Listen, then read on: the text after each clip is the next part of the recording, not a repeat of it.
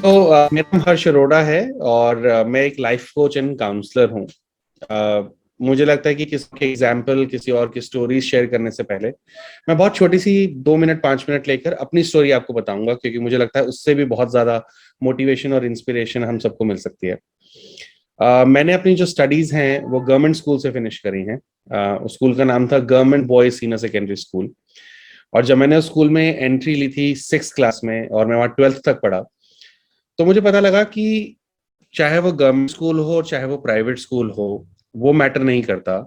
Matter ये करता है कि वहाँ के टीचर्स कैसे हैं, वो आपको कितना सपोर्ट और कितनी मेंटोरशिप दे पा रहे हैं। एंड जब मैंने अपने आप को 12th के बाद कॉलेज करते हुए कॉर्पोरेट्स में काम करते हुए पाया कि अगर लगा मैं किसी की जिंदगी में एक ऐसा मेंटोर बन सकूं, किसी की जिंदगी में ऐसी कोचिंग दे सकूं ताकि उनकी भी जिंदगी चेंज हो जाए जिस तरह से मेरी जिंदगी चेंज हुई उन टीचर्स की वजह से। उन्होंने मुझे उन 7 सालों में कंटिन्यूअस मेंटरशिप दी। मैं स्टडीज में बहुत अच्छा नहीं था। मेरे परसेंटेज आती थी 70 75% 80% 67% समटाइम। बट मैं एक्स्ट्रा करिकुलर एक्टिविटीज में बहुत अच्छा था। एक्स्ट्रा करिकुलर एक्टिविटीज मीन जितने भी जोनल कंपटीशन होते थे, चाहे वो स्पीच है, डिबेट है, रेसिटेशन है, संस्कृत श्लोकाज हैं, कुछ भी होता था मैं उनमें पार्टिसिपेट करता था और उनमें प्राइजेस भी मिलते थे। उसका सबसे बड़ा बेनिफिट मुझे ये मिला कि जो स्टेज फियर होता है, स्टेप करने से हमें डर लगा है, चाहे वो 5 लोग हो हमारे सामने और चाहे वो 500 लोग हो, वो डर निकल गया बहुत छोटी सी उम्र में। तो आज भी जब आप लोगों को डिफरेंट ट्रेनिंग्स यहाँ पर दी जा रही हैं और जब भी आपको ऐसा मौका मिलता है जहां पर आप पार्टिसिपेंट के लेवल से हटकर आप इस तरफ आ पाए और वहां पर अपनी बात रख पाए, उस मौके को कभी भी मत छोड़िएगा। क्योंकि वो एक होती है जो आपके अंदर एक बहुत स्ट्रांग मोटिवेशन फील कर देती है कि यस, मैं भी बोल सकता हूँ और कुछ लोग हैं जो मुझे सुन सकते हैं। जब आपके अंदर से वो डर निकल जाता है तो अपनी जिंदगी के कोई भी आइडियाज हो, कोई भी थॉट्स हो, किसी भी तरह की बात रखने हो, आपको कभी डर नहीं लगेगा। और आप अगर जिंदगी में कहीं पर भी पहुंचना चाहते हैं तो वो आप अकेले नहीं कर सकते। उसमें आपको लोगों को जोड़ना पड़ेगा साथ में, और लोगों को जोड़ने के लिए उनसे बातें करनी पड़ेंगी। कॉन्फिडेंटली उनको अपने आइडियाज बताने पड़ेंगे, अपने प्रोसेसेस बताने पड़ेंगे कि आप किस तरह से उसको करना चाहते हैं, आप कितने लोगों को अपने साथ जोड़ना चाहते हैं और एंड में कहाँ अचीव करना चाहते हैं, उसका आउटकम क्या होगा। तो इसलिए बहुत जरूरी है कि अगर हम कॉन्फिडेंस के साथ लोगों से बात करना चाहते हैं तो हमारे अंदर का जो स्टेज फियर है, जो लोगों से बात करने में डर है, वो खत्म हो जाए, वो निकल जाए। और वो आप जितनी जल्दी कर पाए वो आप करिए। मैंने बहुत बार देखा है, चाहे मैं स्कूल्स में जाता हूँ, चाहे मैं कॉलेजेस में जाता हूँ, चाहे मैं कॉर्पोरेट्स में जाता हूँ, और चाहे मैं अपनी ओपन वर्कशॉप करता हूँ, जब भी मैं पार्टिसिपेंट से बोलता हूँ कि अच्छा आप आइए यहाँ पर और बताइए, या फिर जब हम कोई एक्टिविटी देते हैं और हम बोलते हैं अच्छा कौन आके शेयर करेगा, तो मैक्सिमम पार्टिसिपेंट ना एक दूसरे के ऊपर उंगली करना शुरू करते हैं। अरे नहीं नहीं आप उठो आप जाओ, अरे नहीं नहीं आप उठो आप जाओ, अरे नहीं नहीं तुम जाओ। पर हम खुद नहीं जाना चाहते। हमें लगता है कि कोई बात नहीं अगर हम शेयर नहीं करेंगे तो। बट इमेजिन, जो आपके को पार्टिसिपेंट्स हैं जिनके साथ आपने इतनी जिंदगी का हिस्सा अपना गुजारा है, अगर आप उनके सामने बात नहीं कर पा रहे स्टेज के इस तरफ आकर, तो कल को जब आप स्ट्रेंजर्स, बिल्कुल अनजान लोगों के सामने अपनी बात रखना चाहेंगे तो किस तरह से रख पाएंगे। तो बहुत जरूरी है कि जब भी वो मौका मिले जहां पर हमें स्टेज के इस तरफ आकर बात करने का मौका मिले, उस मौके को छोड़िए मत। तो that is the first thing I would say. तो ये मुझे स्कूल में मौका मिला और मैंने उसको हमेशा कंटिन्यू करा। लेकिन उसके बाद भी वाज वेरी शाय, राइट। मैं लोगों से बात करने में, स्ट्रेंजर से बात करने में फिर भी काफी हद तक घबराता था। तो मैंने एक जॉब ली जहां पर मेरा काम था डोर टू डोर कंपनीज में जाकर उनकी कंपनी के प्लान्स के बारे में लोगों को बताना। और जब मैंने 6 महीने वो काम किया तो मैं पाया कि लोगों से बात करना उतना ही आसान है जितना शायद अपने पेरेंट्स से, अपने सिस्टर से, अपने फ्रेंड से या अपने और दोस्तों से बात करना। क्योंकि लोग बिल्कुल वैसे होते हैं जैसे आप उनके सामने अपने आप को प्रेजेंट करते हैं। अगर आप डर के अपने आप को प्रेजेंट करेंगे तो सामने वाला भी आपके साथ बिल्कुल वैसे ही बिहेव करेगा। अगर आप कॉन्फिडेंस के साथ बात करेंगे तो सामने वाला भी आपसे वैसे ही बात करेगा। अगर आप किसी से इज्जत दे के बात करेंगे, प्यार से बात करेंगे, तो सामने वाला भी आपसे उसी तरह से बात करेगा। बहुत जरूरी है कि हम सामने वालों से उम्मीदें रखने की बजाय अपने आप को देखें कि हम से अपने आप को सामने वाले के सामने प्रेजेंट करना चाहते हैं। जिस दिन हमने बाकी सब चीजें छोड़कर सिर्फ अपने ऊपर फोकस करना शुरू कर दिया कि मैं अपने अंदर चेंज कैसे ला सकता हूं, कैसे ला सकती हूँ, उस दिन सारी गेम लाइफ की चेंज हो जाएगी। I hope it is helping you doing that. जब मैंने अपने 10 साल कॉर्पोरेट वर्ल्ड में बिताए और मैंने हर तरह की कंपनीज में काम किया, चाहे वो डोर टू डोर कंपनीज थी, चाहे वो फाइनेंस और इंश्योरेंस कंपनीज थी, चाहे वो कॉल सेंटर, चाहे वो बैंकिंग थी, मैंने 10-11 साल हर तरह की कंपनीज में काम किया। और वहां पर जो जो मुझे लर्निंग अपॉर्चुनिटीज मिलती चली गई, मैं उनको लेता चला गया। और उसका बेनिफिट मुझे ये हुआ कि जब मैंने अपना ट्रेनिंग एंड कोचिंग का काम शुरू करा, तो मुझे अपनी किसी भी इंस्पिरेशन के लिए कहीं और बाहर जाने की जरूरत नहीं पड़ी। मेरे पास इनफ स्टोरीज थी, मेरे पास इनफ एग्जाम्पल्स थे, जहां मैं शेयर कर पा रहा था कि लोग किस तरह से रिश्तों के अंदर कोऑर्डिनेशन कर सकते हैं, कैसे अपने आप को मोटिवेटेड रख सकते हैं, क्योंकि the whole journey became itself as an inspiration. और अगर आप भी इसी तरह से फोकस करेंगे तो आई एम श्योर कि आप भी कहीं ना कहीं अपनी मंजिल को पालेंगे। अब हम बात करते हैं कि किस तरह से आप अपने आप को रेगुलरली मोटिवेटेड रख सकते हैं। बिकॉज मैं जब ट्रेनिंग्स करता हूं तो before we start any motivational training, मुझे हमेशा ये सुनने को मिलता है कि आपने आज 2 घंटे की टॉक दे दी, आपने शायद 2 दिन की ट्रेनिंग दे दी, आप चाहे हमारे यहाँ पर आकर 10 दिन की ट्रेनिंग दे जाइए, उसके बाद क्या करेंगे? कुछ दिनों के बाद वो मोटिवेशन डाउन हो जाएगी। तो मेरा उनसे और आप सबसे एक ही बात कहने का है कि जब भी आप कोई भी ट्रेनिंग, कोई भी चीज आप सीखते हैं, तो उसके कंसिस्टेंसी के साथ फॉलो अप करना बहुत जरूरी है। और वो कैसे करते हैं? बहुत सिंपल सा एग्जांपल है। आज आप सब ने होपफुली आज आज सब ने बात लिया होगा, नहाया होगा। क्या आप आज ही नहाए हैं या आप डेली नहाते हैं? आई होप आप डेली नहाते हैं। क्यों? क्योंकि अगर आप एक दिन नहीं नहाएंगे तो हमारे शरीर से स्मेल आनी शुरू हो जाएगी। बिल्कुल यही तरीका है किसी भी मोटिवेशन, किसी भी ट्रेनिंग, किसी भी लर्निंग को अपने साथ रखने का। अगर आप उसे एक दिन प्रैक्टिस छोड़ देंगे, आप 2 दिन प्रैक्टिस छोड़ देंगे, तो वो ट्रेनिंग में स्मेल आनी शुरू हो जाएगी, वो हट जाएगी। जब हम इस तरह की ट्रेनिंग्स करते हैं आपके साथ, तो हम आपको सिर्फ एक रास्ता दिखाते हैं, चलना आपको है। कोई भी आपके साथ 24/7 उंगली पकड़ के नहीं चल सकता। तो बहुत जरूरी है कि आप उन सोर्सेज को अपने साथ रखें जो सोर्सेज आपको इन ट्रेनिंग से मिलते हैं। और वो सोर्सेज क्या हैं?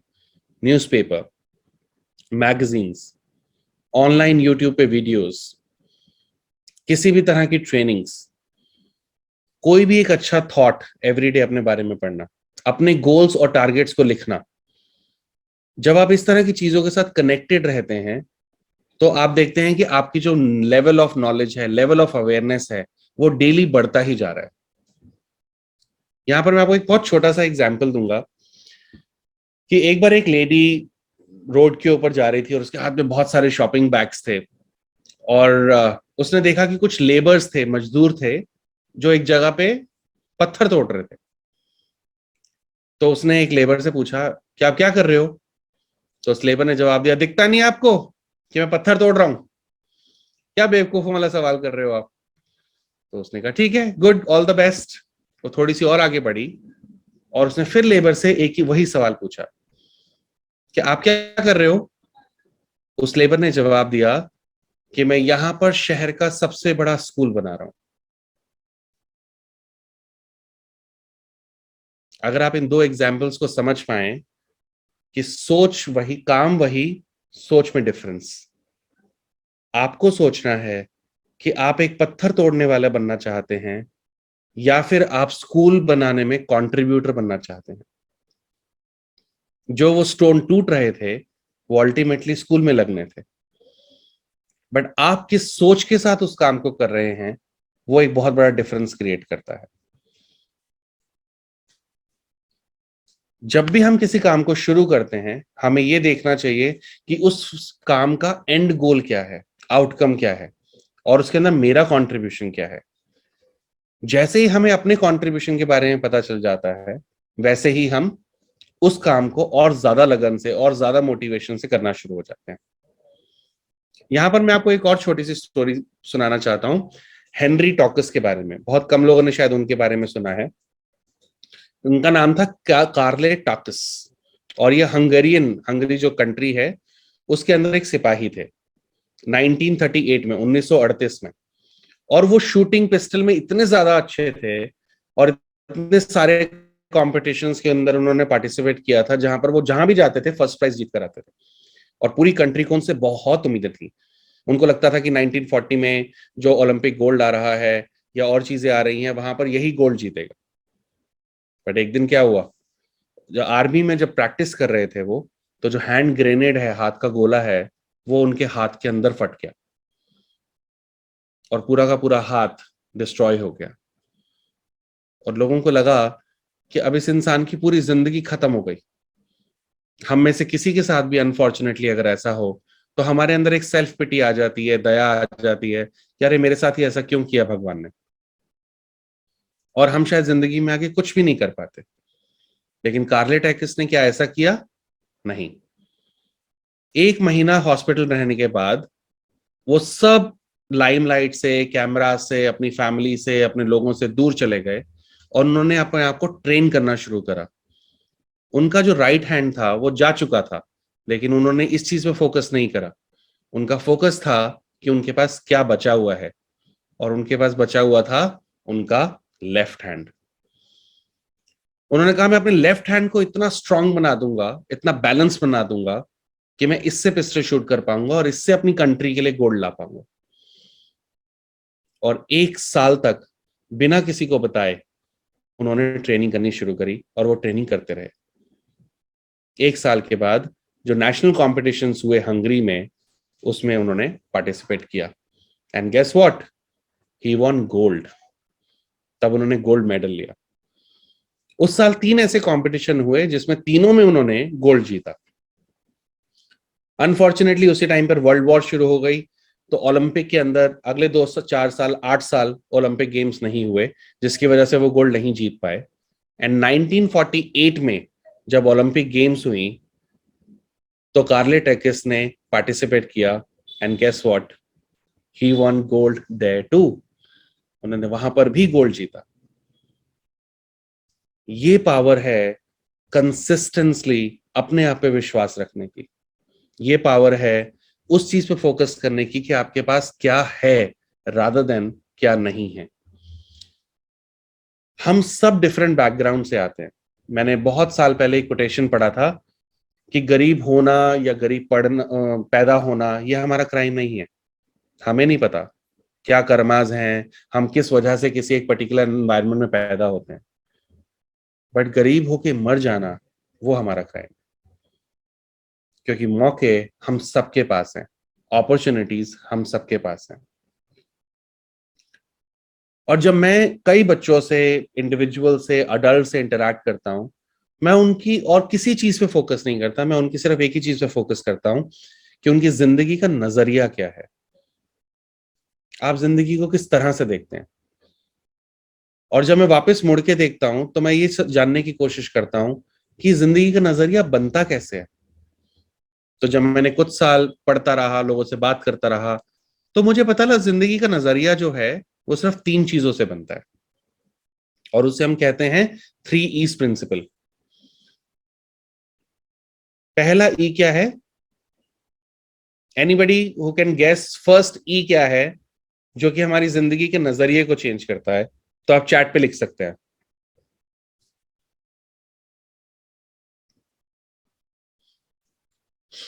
नहीं शीतल जी, एम नहीं, एम जो है वो ए से शुरू हुआ, ई से शुरू करना है वर्ड। इमेजिन, जैसे ही हम पैदा होते हैं, जैसे ही हम इस दुनिया में आते हैं, वो ई हमारे साथ जुड़ जाता है। ये आपके लिए हिंट है, वो ई हमारे साथ जुड़ जाता है।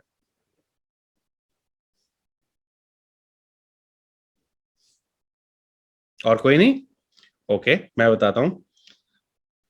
उस ई का नाम है एनवायरमेंट, माहौल। जैसे ही एक बच्चा किसी परिवार में जन्म लेता है, उसे एक माहौल मिलता है, उसे एक एनवायरनमेंट मिलता है। अगर वो एनवायरनमेंट बहुत पॉजिटिव है, पेरेंट्स आपस में प्यार करने वाले हैं, घर में बड़े बुजुर्ग हैं जहां पर अच्छी बातें होती हैं, स्पिरिचुअल रिलीजियस माहौल होता है, अच्छी अच्छी ट्रेनिंग्स, अच्छी अच्छी लर्निंग, अच्छी अच्छी बातें होती हैं, तो जाहिर सी बात है कि बच्चा जो है वो पॉजिटिव एनवायरनमेंट के साथ, पॉजिटिव एटीट्यूड के साथ बड़ा होगा।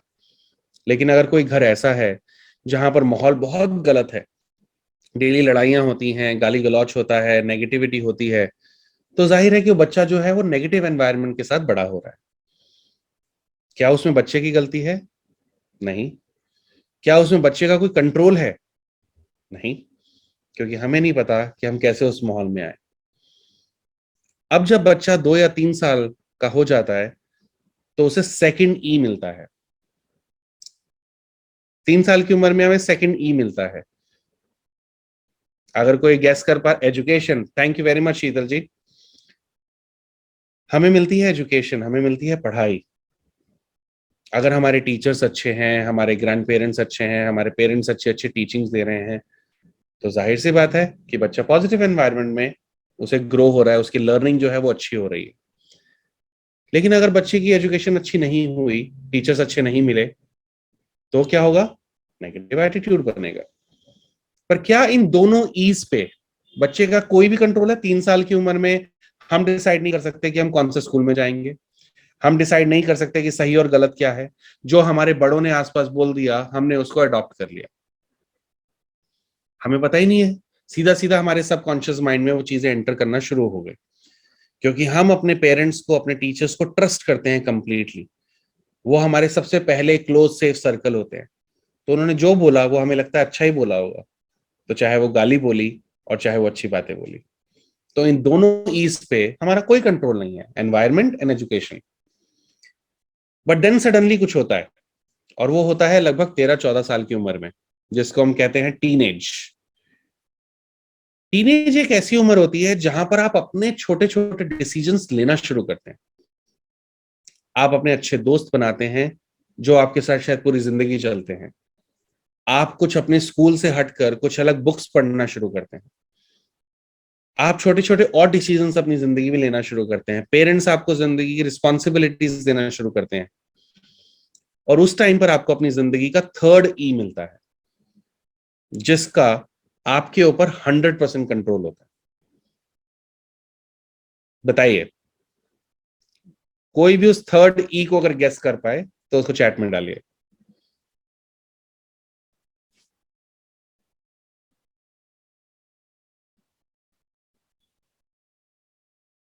Any guesses? Equal rights? No. Any other? Sheetal ji बहुत एक्टिव हैं। और कोई?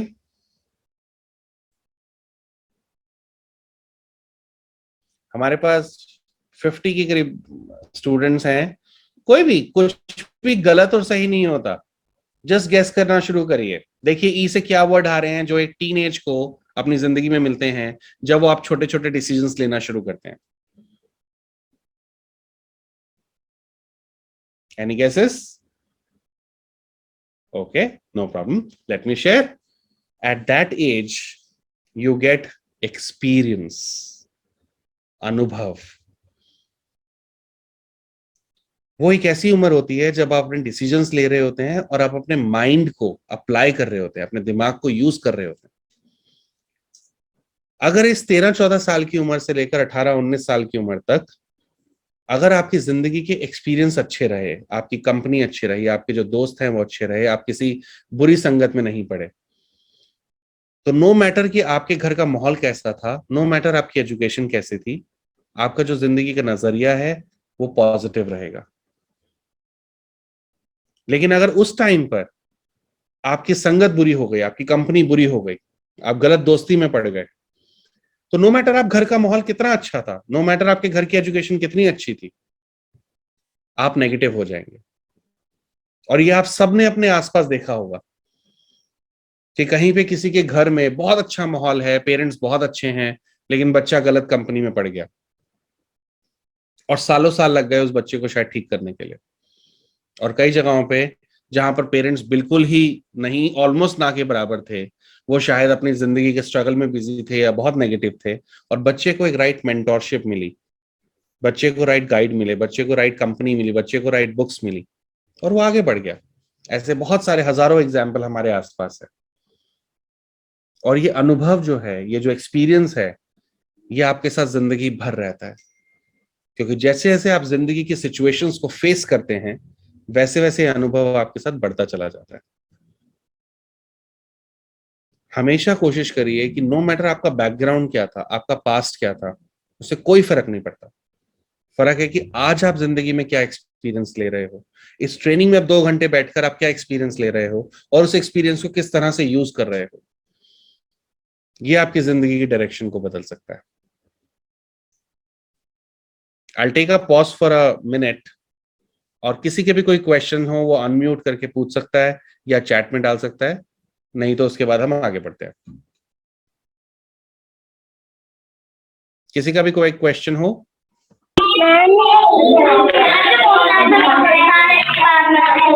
चांदनी जी, आपने अनम्यूट करा है। अच्छा, okay. Anybody who has any question, कोई भी कुछ पूछना चाहता है?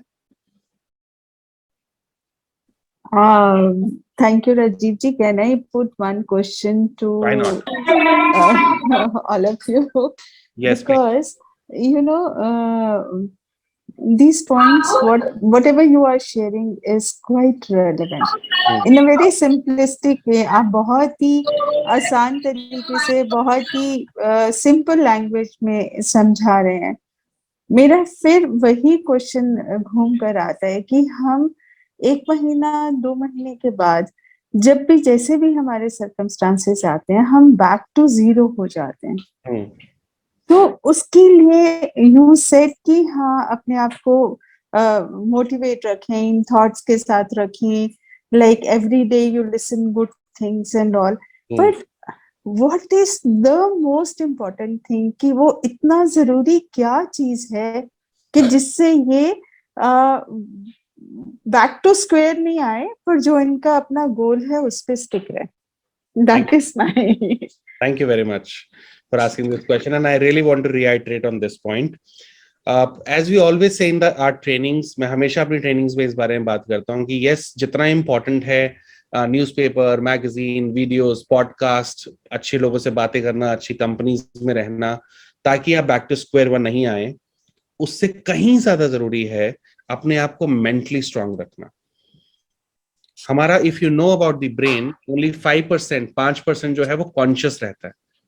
जो इस टाइम पर हम बात कर रहे हैं, जिंदगी का छोटी छोटी चीजों से बात करते रहते हैं, वो सिर्फ कॉन्शियस माइंड में जाता है, लेकिन 95% हमारा सबकॉन्शियस माइंड रहता है।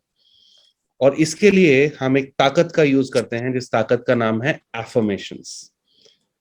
एफर्मेशंस एक इतनी सिंपल टेक्निक है कि अगर आप उसको सीरियसली और सिंसियरली यूज करें तो आप जिंदगी में कभी फेल नहीं होंगे। एफर्मेशंस बहुत सिंपल। एफर्मेशंस का हिंदी में मतलब है, आप जिंदगी में कुछ भी चाहते हैं, लिटरली आप कुछ भी चाहते हैं, उस पर बिलीव करिए कि वो आपके पास आज अवेलेबल है। और एवरी डे मॉर्निंग में आप वो एफर्मेशन स्टेटमेंट्स को यूज करिए। जैसे कि अगर मुझे लगता है कि मैं जिंदगी में सबसे बेस्ट बनना चाहता हूं, तो मैं अपने आप को मिरर में डेली देखूंगा और बोलूंगा, आई एम द बेस्ट, और आई लव यू, और I have so much this much money, और I want to achieve, I am already achieving this results, मैं इतने लोगों को इम्पैक्ट कर रहा हूं। जो भी मैं करना चाहता हूं उसको आप बोलिए कि आज आप ऑलरेडी हैं।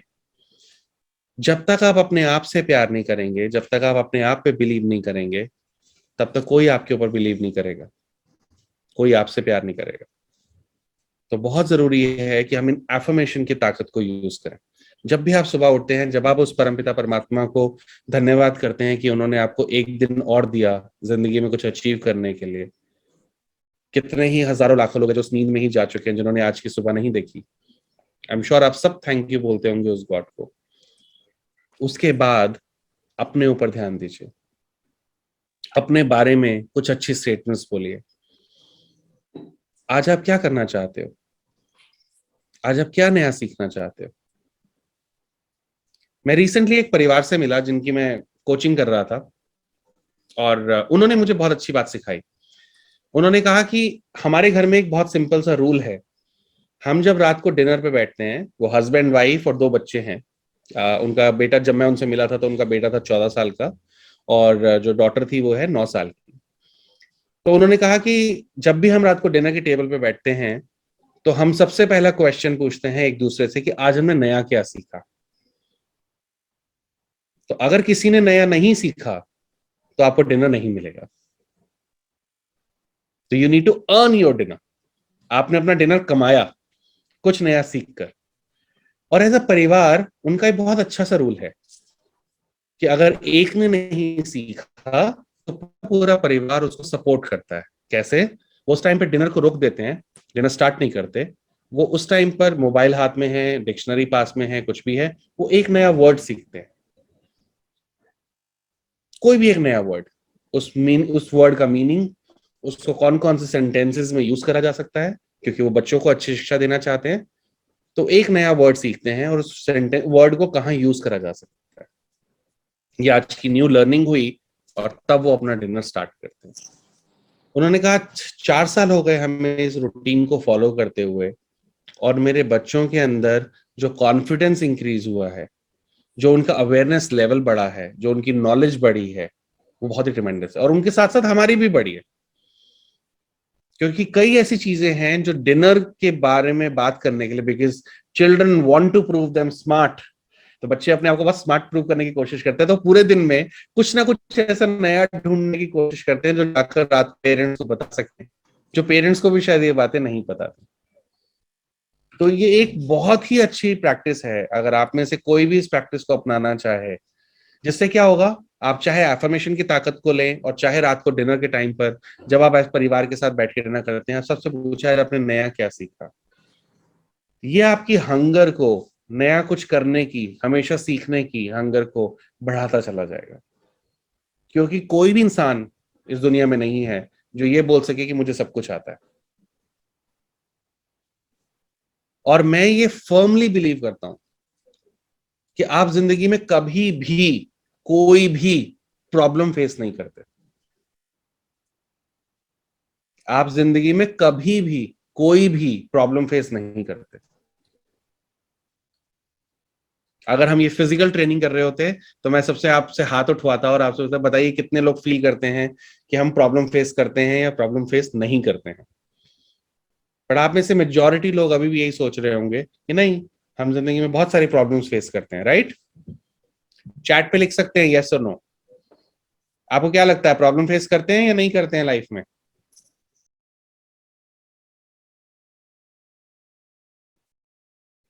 यस। ओके। और भी जो भी सबके पास चैट फीचर है लिखिए। सुनील, विशाल लिख रहे हैं यस। हम सबको लगता है यस कि हम जिंदगी में बहुत सारी प्रॉब्लम्स फेस करते हैं। राइट?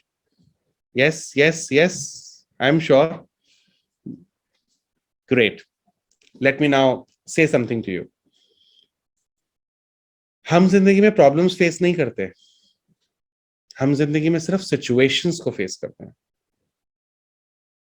एक परिस्थितियां आती हैं जिनको हम फेस करते हैं। अगर आप उन सिचुएशंस को और परिस्थितियों को right attitude and right skills के साथ सॉल्व कर लेते हैं, तो वो सिचुएशन कभी प्रॉब्लम नहीं बनती। Late me share an example. मैं देख रहा हूं कि मेरे जिन लोगों ने वीडियोस ऑन कर रखे हैं, मेरे पास कुछ बच्चे भी दिख रहे हैं मुझे। आज आपको इंग्लिश नहीं आती, जब आप स्कूल में हैं, जब आप कॉलेज में हैं, जब आप एक ट्रेनिंग सेंटर में हैं, आपको इंग्लिश नहीं आती। क्या ये एक प्रॉब्लम है या सिचुएशन है? क्या है ये? आप अपने दोस्तों के साथ बैठते हैं, परिवार के साथ बैठते हैं, जहां पर इंग्लिश का कोई बहुत ज्यादा यूज नहीं है, आज नहीं आती, और आप सीख रहे हैं, आप स्कूल में हैं। क्या ये आज सिचुएशन है या प्रॉब्लम है? Situation sir, situation. सिचुएशन है ये, बिल्कुल। ये एक सिचुएशन है, ये प्रॉब्लम नहीं है। आज आप 12 साल की उम्र के हैं, 14 साल की उम्र के हैं, 18 साल की उम्र के हैं, और आपको इंग्लिश नहीं आती, ये सिर्फ एक सिचुएशन है। लेकिन जिस भी उम्र में, जिस भी साल में आपने जाकर जॉब के लिए बैठना है, और उस इंटरव्यू टेबल को आपको पता है कि आपने 21 साल की उम्र में फेस करना है, 25 साल की उम्र में फेस करना है, 18 साल की उम्र में फेस करना है, तब तक अगर आपने अपनी इंग्लिश पे काम नहीं करा, आपने इंग्लिश नहीं सीखी, तो वो प्रॉब्लम बन जाएगी। इनिशियली कभी भी जिंदगी में कुछ प्रॉब्लम नहीं होता, वो सिर्फ एक सिचुएशन होती है। लेकिन हम जब उस सिचुएशन पे काम नहीं करते तो प्रॉब्लम बन जाती है। जैसे इस टाइम पर हम बात कर रहे हैं बहुत ही सिंपल वे में हिंदी में बात कर रहे हैं, बिल्कुल ठीक है, लेकिन English has become a global language. हर जगह पे इंग्लिश यूज हो रही है। तो कोई भी आपको ये नहीं कह रहा कि आप अपनी हिंदी भूल जाइए, लेकिन इंग्लिश को साथ में सीखना आपको एक एडवांटेज देगा। और अगर हम आज से करीबन 20 या 30 साल पहले की बात करें तो उस टाइम पर थॉट ये था कि इंग्लिश तब तक मत बोलिए जब तक आ नहीं जाती, क्योंकि लोग हमारा मजाक उड़ाते थे। अगर हम गलत इंग्लिश बोल रहे हैं तो मजाक उड़ाते थे एक दूसरे का। तो उस टाइम पे रूल ये था, उस टाइम पे थॉट ये था कि इंग्लिश तब तक मत बोलिए जब तक आ नहीं जाती। लेकिन आज हम जब ग्लोबल एनवायरनमेंट में हैं, हम यूके से यूएस इंग्लिश में जा रहे हैं, जहां पर हमारा फोकस ये है कि सामने वाले को बात बोली हुई समझ आ जाए। ग्रामर पे बहुत ज्यादा ध्यान नहीं है, स्पोकन इंग्लिश पे बहुत ज्यादा ध्यान है। अब रूल ये है कि इंग्लिश तब तक बोलते रहिए जब तक आ नहीं जाती। इंग्लिश तब तक बोलते रहिए जब तक आ नहीं जाती, क्योंकि जब तक आप बोलेंगे नहीं तो सामने वाला जज नहीं कर पाएगा, देख नहीं पाएगा कि आप सही बोल रहे हैं या गलत बोल रहे हैं। और अगर सामने वाला आपका मजाक उड़ा रहा है तो वो आपका वेलविशर है ही नहीं। और सामने वाला आपको करेक्ट कर रहा है और आपको फीडबैक दे रहा है, इसका मतलब वो आपका रियल फ्रेंड है, वो आपका रियल मेंटोर है, आपका रियल कोच है। वो आपके बारे में अच्छा सोचता है, वो आपको ग्रो करवाना चाहता है, तभी वो आपको फीडबैक दे रहा है, आपको करेक्ट कर रहा है। और हम हमेशा बहुत ही छोटे छोटे स्टेटमेंट से शुरू कर सकते हैं। आई will be on leave tomorrow. आपने किसी जहां भी आप ट्रेनिंग ले रहे हैं और आपको पता है कि आप अगले दिन छुट्टी पे रहने वाले हैं, तो आप सिंपल बोलते हैं मैं कल नहीं आऊंगी, मैं कल नहीं आऊंगा। वहां पर एक simple statement, I will be on leave tomorrow, I will not come tomorrow, I am going to my village, I am going for a holiday, I am eating my dinner, I am eating my lunch, I had this meal for breakfast. ये बहुत simple statements हैं, लेकिन जब हम ये daily daily use करने की जो स्टेटमेंट्स हैं, जब हम इनको इंग्लिश में बोलना शुरू करते हैं तो ये हमारा कॉन्फिडेंस बढ़ाता है। यहां मैं शेयर करता हूं कि मैंने इंग्लिश कैसे सीखी थी। क्योंकि मैं एक गवर्नमेंट स्कूल में पढ़ता था और वहां पर इंग्लिश का इतना ज्यादा माहौल नहीं था। और जब मैं जॉब में आया तो मुझे इंग्लिश बिल्कुल नहीं आती थी। तो उस टाइम पर इंटरनेट नहीं था, मैं 1999 की बात कर रहा हूँ। फोन बहुत छोटे छोटे फोन आने शुरू हुए थे उस टाइम पर। और फीचर फोन आते थे बटन वाले, टच स्क्रीन तो होती नहीं थी, इंटरनेट बहुत कॉस्टली था। नॉर्मल इनकमिंग के भी शायद उस टाइम पर पैसे लगते थे मोबाइल पे। तो मैंने अपनी पॉकेट में एक छोटी सी डायरी रखता था मैं, और पेन रखता था। मुझे आज भी याद है, मेरे जो फर्स्ट बॉस थे उन्होंने एक स्टेटमेंट बोली किसी को, I will check this and revert back to you. और मैंने वो स्टेटमेंट लिख ली, I will check this and revert back to you, क्योंकि मुझे मतलब पता नहीं था उसका। एंड मैं जब घर गया तो उस टाइम पे बहुत मोटी मोटी डिक्शनरीज होती थी जो हम हर कोई अपने घर में रखता था। और मैंने उस डिक्शनरी में जाकर उसका पूरा स्टेटमेंट का मतलब देखा। और उसका मतलब ये था कि मैं ये चीज देखकर आपको इसके बारे में कल जवाब दूंगा, या मैं इसके बारे में आपको बाद में बताऊंगा। अब उससे किया क्या मैंने कि जब भी मुझे किसी को ये बोलना था कि मैं ये चीज देखकर आपको जवाब दे दूंगा, मैंने बोलना शुरू कर दिया, I check this and revert back to you, I check this and revert back to you, I check this and revert back to you.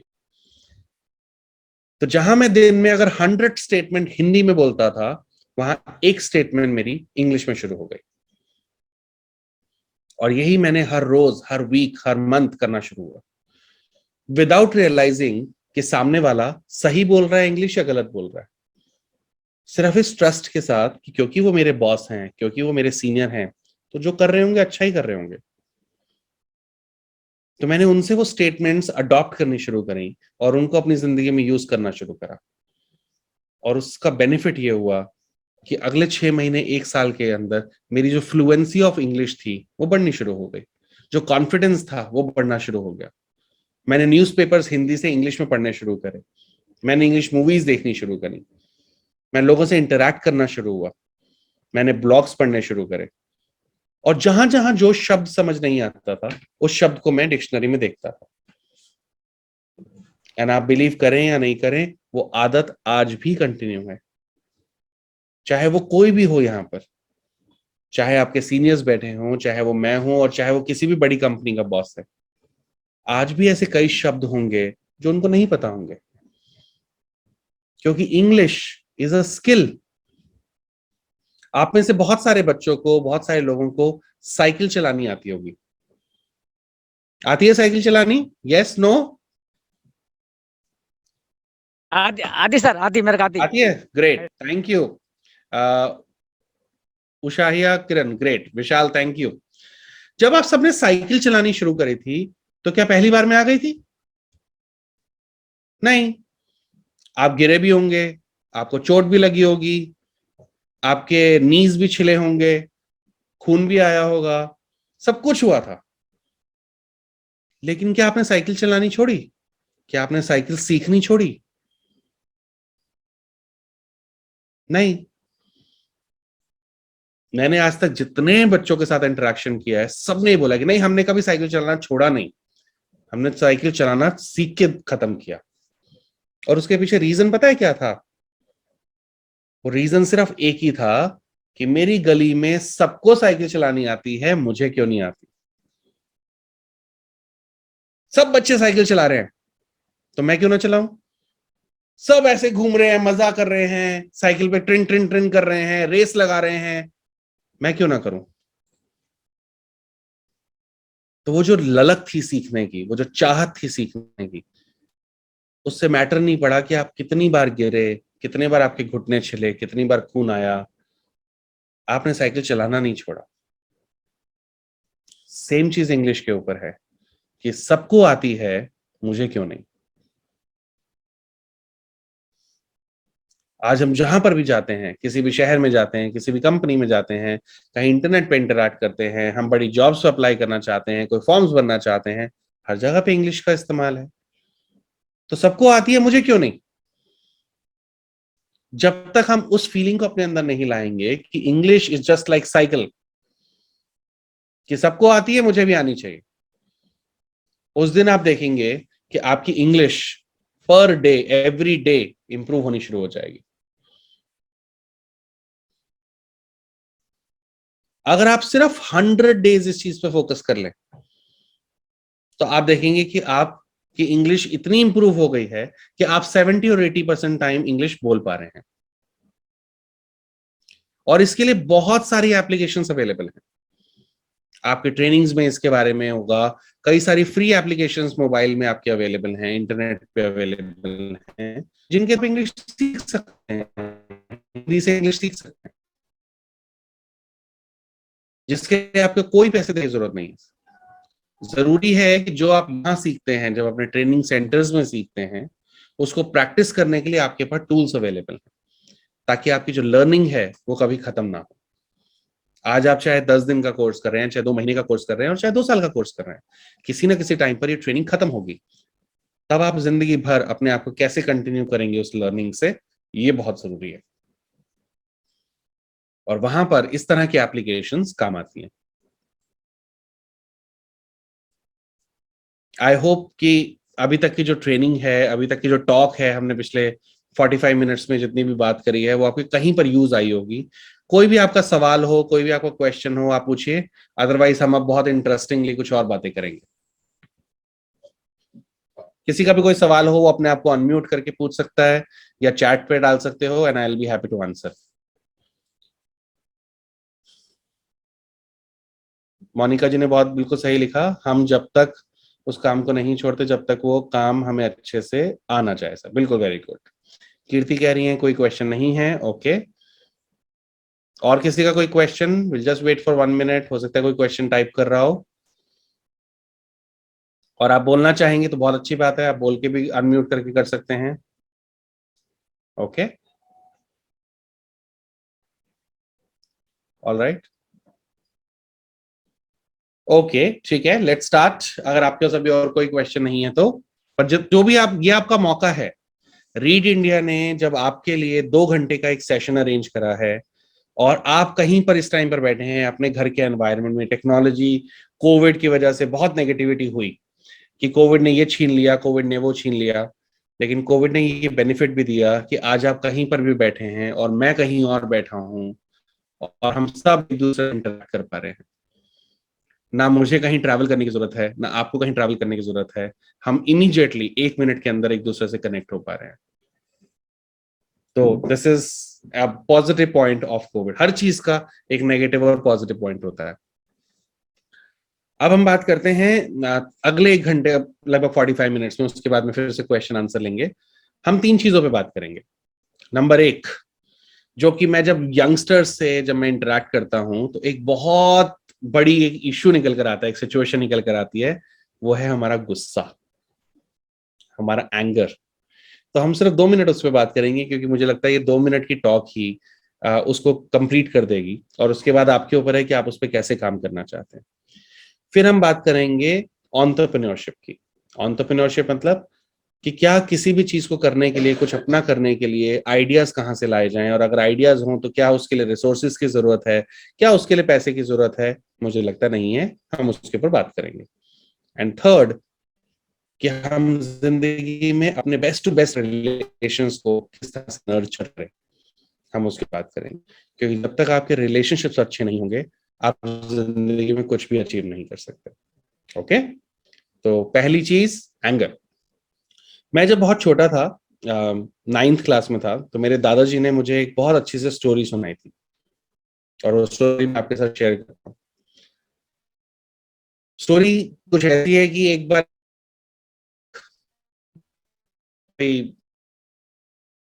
गांव में बैठा प्रवचन दे रहे थे, अपने लेक्चर दे रहे थे, एंड कुछ लोग जो उनको उनको पसंद नहीं करते थे, वो वहां पर आए और खूब उल्टा सीधा बड़ा शुरू कर। तो उन डिवोटीज थे, बड़ा गुस्सा आया कि कैसे आप हमारे गुरु, हमारे कोच, हमारे इतना मानते हैं, उनके बारे में कुछ ऐसा बोल रहे हैं। तो नेचुरली उन्होंने रिस्पॉन्ड करना शुरू करा। तो ये जो बैठे थे मेंटोर, गुरु, जो भी आप नाम दें, उन्होंने उनको रोक दिया। उन्होंने कहा आप कुछ मत बोलो, डोंट वरी, बोलने दो इनको जो बोल रहे हैं। तो वो 10-15 मिनट बोलकर चले गए। अब ये जितने भी डिवोटीज बैठे थे, जितने भी उनके फॉलोअर्स बैठे थे, उनको बड़ा कंफ्यूजन थी, गुस्सा भी था कि आपने हमें रोका क्यों। हम उनको आज ऐसा सबक सिखाते कि वो दोबारा कभी ऐसी हरकत ना करते। और हम सबके अंदर ये नेचुरली फीलिंग आती है जब कोई हमारे बारे में, हमारे परिवार के बारे में या किसी के बारे में कोई गलत बोलता है। तो उन्होंने बहुत एक अच्छी बात बोली। उन्होंने कहा कि अगर हम कोई भी चीज है, सपोज आप ये माउस है, ये माउस अगर आप मुझे देना चाहते हैं और मैं नहीं लेता हूं, कोई भी चीज आप मुझे देना चाहते हैं वो मैं नहीं लेता हूं, तो वो चीज किसके पास रहती है?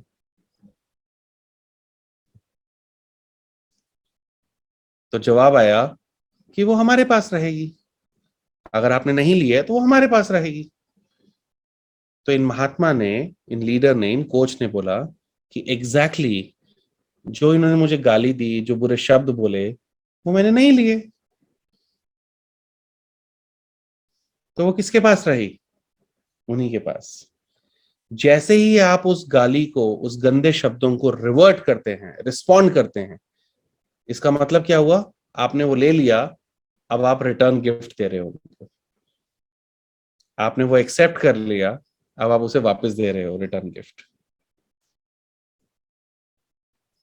तो अगर हम इन चीजों को, अपने माइंड को स्ट्रांग कर पाए कि सामने वाला अगर हमारे बारे में कुछ गलत बोल रहा है तो बोलने दो, हम नहीं लेंगे उसको, तो हमारे गुस्से की जो टेंडेंसी है वो धीरे धीरे कम होनी शुरू हो जाती है।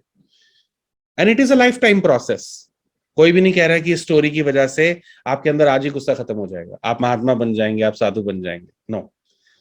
बट अगर आप कॉन्शियसली इसके बारे में सोचें, आप डेली इसके ऊपर थोड़ा थोड़ा काम करना शुरू करें, तो आई एम श्योर कि जिंदगी में एक दिन ऐसा जरूर आएगा जहां पर आपको लोगों के बुरा बोलने से फर्क नहीं पड़ेगा। अगर हम 10 में से एक बार भी रिएक्ट करना छोड़ दें एवरीडे बेसिस पे, तो आप देखेंगे कि उसका बहुत स्ट्रॉन्ग इम्पैक्ट पड़ेगा आपकी अपने पीस ऑफ माइंड पे, अपनी हैप्पीनेस और अपनी खुशी पे। I hope it helped. Now हम बात करते हैं आइडियाज के बारे में।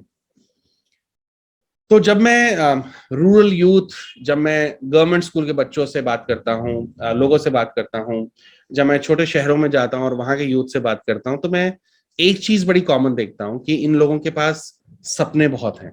दे all want to do something, और यही चीज आपके ऊपर भी होगी, आप सब कुछ ना कुछ करना चाहते होंगे। लेकिन वापस एक क्वेश्चन आता है कि हम करें कैसे। हमें पता नहीं है कि हमारे जो आइडियाज हैं उन पे दम है या नहीं है, हम आइडियाज लाएं कहाँ से, और अगर कोई चीज मिल भी जाएगी तो उसके लिए बहुत सारा पैसा चाहिए होगा, बहुत सारे रिसोर्सेज चाहिए होंगे, बहुत सारे कनेक्शंस चाहिए होंगे। बट क्या ये सच है या मेरे सिर्फ दिमाग की अजम्पशन है? मैं इस बात पे एक फर्मली बिलीव करता हूं कि आपका कोई भी पैशन हो, आपका कोई भी शौक हो, आप उसको सक्सेसफुल बिजनेस में कन्वर्ट कर सकते हैं। और मैं सिर्फ इसलिए नहीं बोलूंगा क्योंकि मुझे यहां बिठाया गया है और जस्ट मैं ज्ञान की बात बोल के चला जाऊंगा, मैं आपको एग्जाम्पल्स के साथ बताऊंगा। सो दिल्ली में आई एम श्योर आप में से कितने लोगों को मॉर्निंग वॉक पसंद है, सुबह सैर करना पसंद है? मी करना आप चैट पे लिख सकते हैं, मी MI मी। जितने लोगों को सुबह मॉर्निंग वॉक करना पसंद है? No, okay. कोई भी नहीं जाता मॉर्निंग वॉक पे? Me, okay. Smita, okay. No, okay. So कुछ लोगों को पसंद है, मी, ऋतिक, यस। कुछ लोगों को पसंद है, कुछ लोगों को नहीं पसंद है। और अगर मैं आपको बोलूं कि आप सिर्फ मॉर्निंग वॉक करके आप उसे बिजनेस में कन्वर्ट कर सकते हैं बिना कुछ सेल करें, सिर्फ अपनी मॉर्निंग वॉक से आप एक बहुत ही हैंडसम मनी, चाहे वो 20,000 है, चाहे वो 50,000 है, चाहे वो 1 लाख रुपए है महीने का, आप अर्न कर सकते हैं। दिल्ली में एक लेडी थी, आज से कुछ साल पहले तक, उनको करीबन 20 साल हो गए थे, वो एक पार्क में जाती थी और उस पार्क में 20 साल से वो डेली वॉक करती थी। और एक दिन अचानक से उनको थॉट आया कि मेरे को इतने साल हो गए वॉक करते हुए, और ये पार्क इतना सुंदर है, यहाँ पर डिफरेंट डिफरेंट पेड़ पौधे हैं, यहाँ पर एक छोटा सा वो बना हुआ है, पत्थर का एक टॉम सा बना हुआ है, यहाँ पर कुछ और चीज है, पता नहीं कितने लोगों को इस पार्क की हिस्ट्री पता होगी। तो उन्होंने ऐसे ही ऑनलाइन अपने व्हाट्सएप पे और अपने सोशल मीडिया पे उन्होंने कहा कि मैं ना इस पार्क में वॉक करती हूँ और मुझे इसकी हिस्ट्री पूरी पता है, एक एक कोना पता है, पौधे किस तरह से लगे हुए हैं, उनकी क्या मेडिसिनल वैल्यू है ये भी मुझे पता है, और जिसको भी जानना है वो मेरे साथ आ जाओ और मैं 250 रुपीज आपसे लूंगी। तो अगले दिन करीबन 4 लोगों ने उनके साथ साइन अप किया,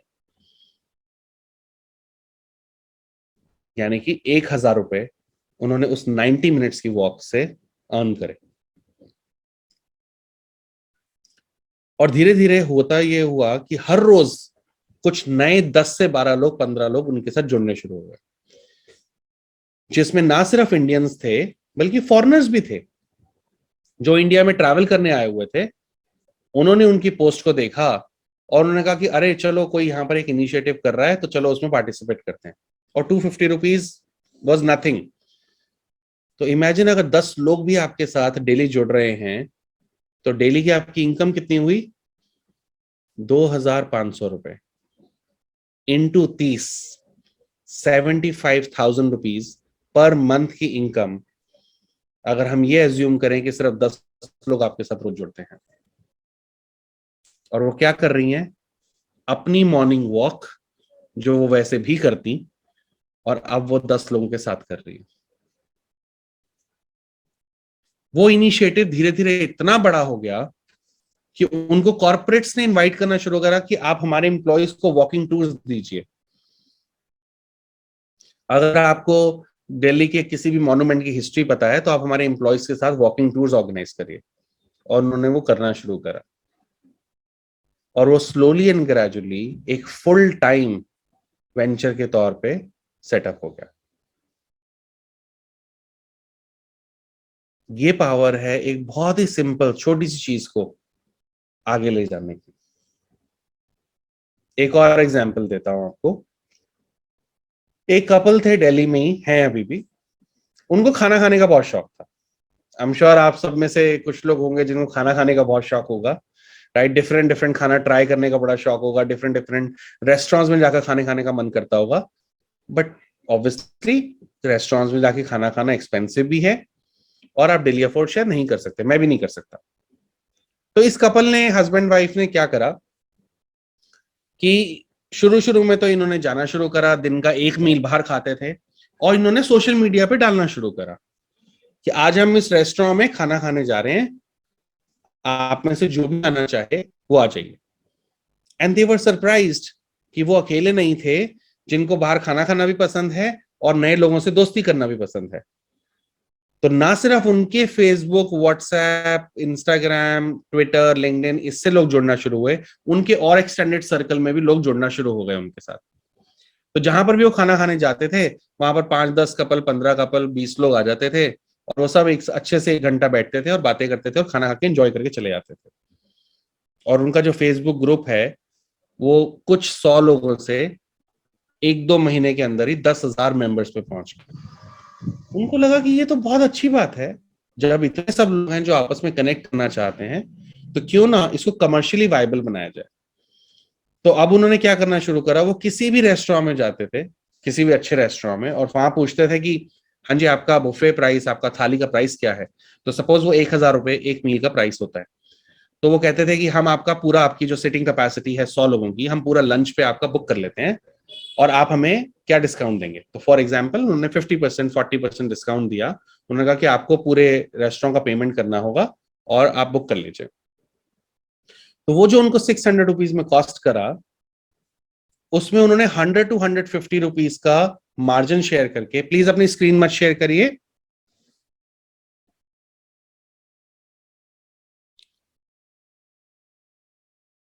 आपने स्क्रीन को हटाइए, यस थैंक यू। सो उन्होंने अपना मार्जिन 100 रुपीज के आसपास रखा और उन्होंने वहां पर उसको पोस्ट करना शुरू करा कि आज हम इस रेस्टोरेंट में लंच कर रहे हैं, इसका रेगुलर प्राइस 1,000 रुपए है, बट हमने उनसे डील क्रैक करी है 700 रुपए में, तो आप जो भी आना चाहें आकर हमारे साथ लंच कर सकते हैं। अब क्योंकि 10,000 लोगों का ग्रुप था, उसमें से 100 लोग आना बहुत ही कॉमन और बहुत ही ईजी था।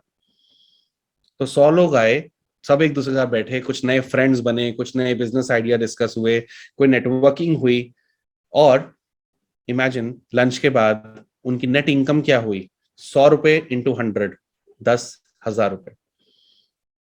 एक मील में उन्होंने 10,000 रुपए कमाए।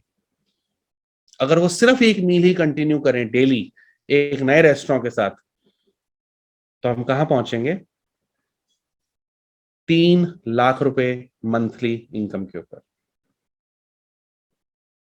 एक सिंपल सी चीज, मेरा क्या पैशन है, मुझे क्या करना पसंद है, सिर्फ इतनी सी बात को सोचकर उन्होंने वो करना, क्योंकि उस काम को प्रेशर नहीं था करने में, एनीवे मुझे पसंद है वो काम करना, और ऑटोमेटिकली मनी ने फॉलो करना शुरू कर दिया। 3 इडियट मूवी का डायलॉग है ना, आप एक्सीलेंस के पीछे भागिए, कामयाबी झक मार के आपके पीछे आए। हम बार बार पूछते हैं, जब मेरे पास कई बार काउंसलिंग के लिए, कोचिंग के लिए बच्चे आते हैं, उनके पेरेंट्स आते हैं, तो कोई ऐसा करियर बताइए जहां पर स्कोप हो, हमारे बच्चे को स्ट्रगल ना करना पड़े। और मेरा हमेशा उनको एक ही जवाब होता है कि अगर कोई ऐसा करियर होता जहां पर ही 100% स्कोप होता तो सभी लोग वहीं नहीं जाते। स्कोप उस हर जगह में है जहां आपका मन लगता है, जहां आप एंजॉय करते हैं। जब मैंने जॉब छोड़ी तो मेरा काम करने का सिर्फ एक ही चीज थी कि मुझे किस काम को करने में मजा आता है। मुझे 2 चीजें करने में बहुत मजा आता है। नंबर 1, ट्रैवल करने में। आई एम एंडलेस में ट्रैवल करता हूं। मैं अभी भी पिछले 6 दिनों से एक मसूरी में एक ट्रेनिंग के लिए गया हुआ था, जो मैं कल रात को वापस आया और आज आपके साथ ट्रेनिंग कर रहा हूं, और अब मैं 3 दिन के बाद फिर से 15 दिन की ट्रेनिंग के लिए जा रहा हूं। तो मुझे ट्रैवल करना बहुत पसंद है।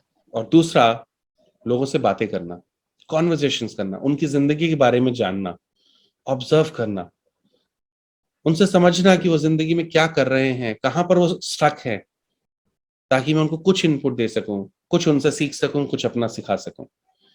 मुझे सिर्फ ये 2 चीजें पसंद है। एंड गेस व्हाट, मैंने इसी को करियर बना लिया। जब हम ट्रेनिंग्स करते हैं, जब हम कोचिंग करते हैं, तो ये दोनों चीजें फुलफिल होती हैं। लोगों से बातें करना, उनकी जिंदगी में एंटर करना, और ट्रैवल करना।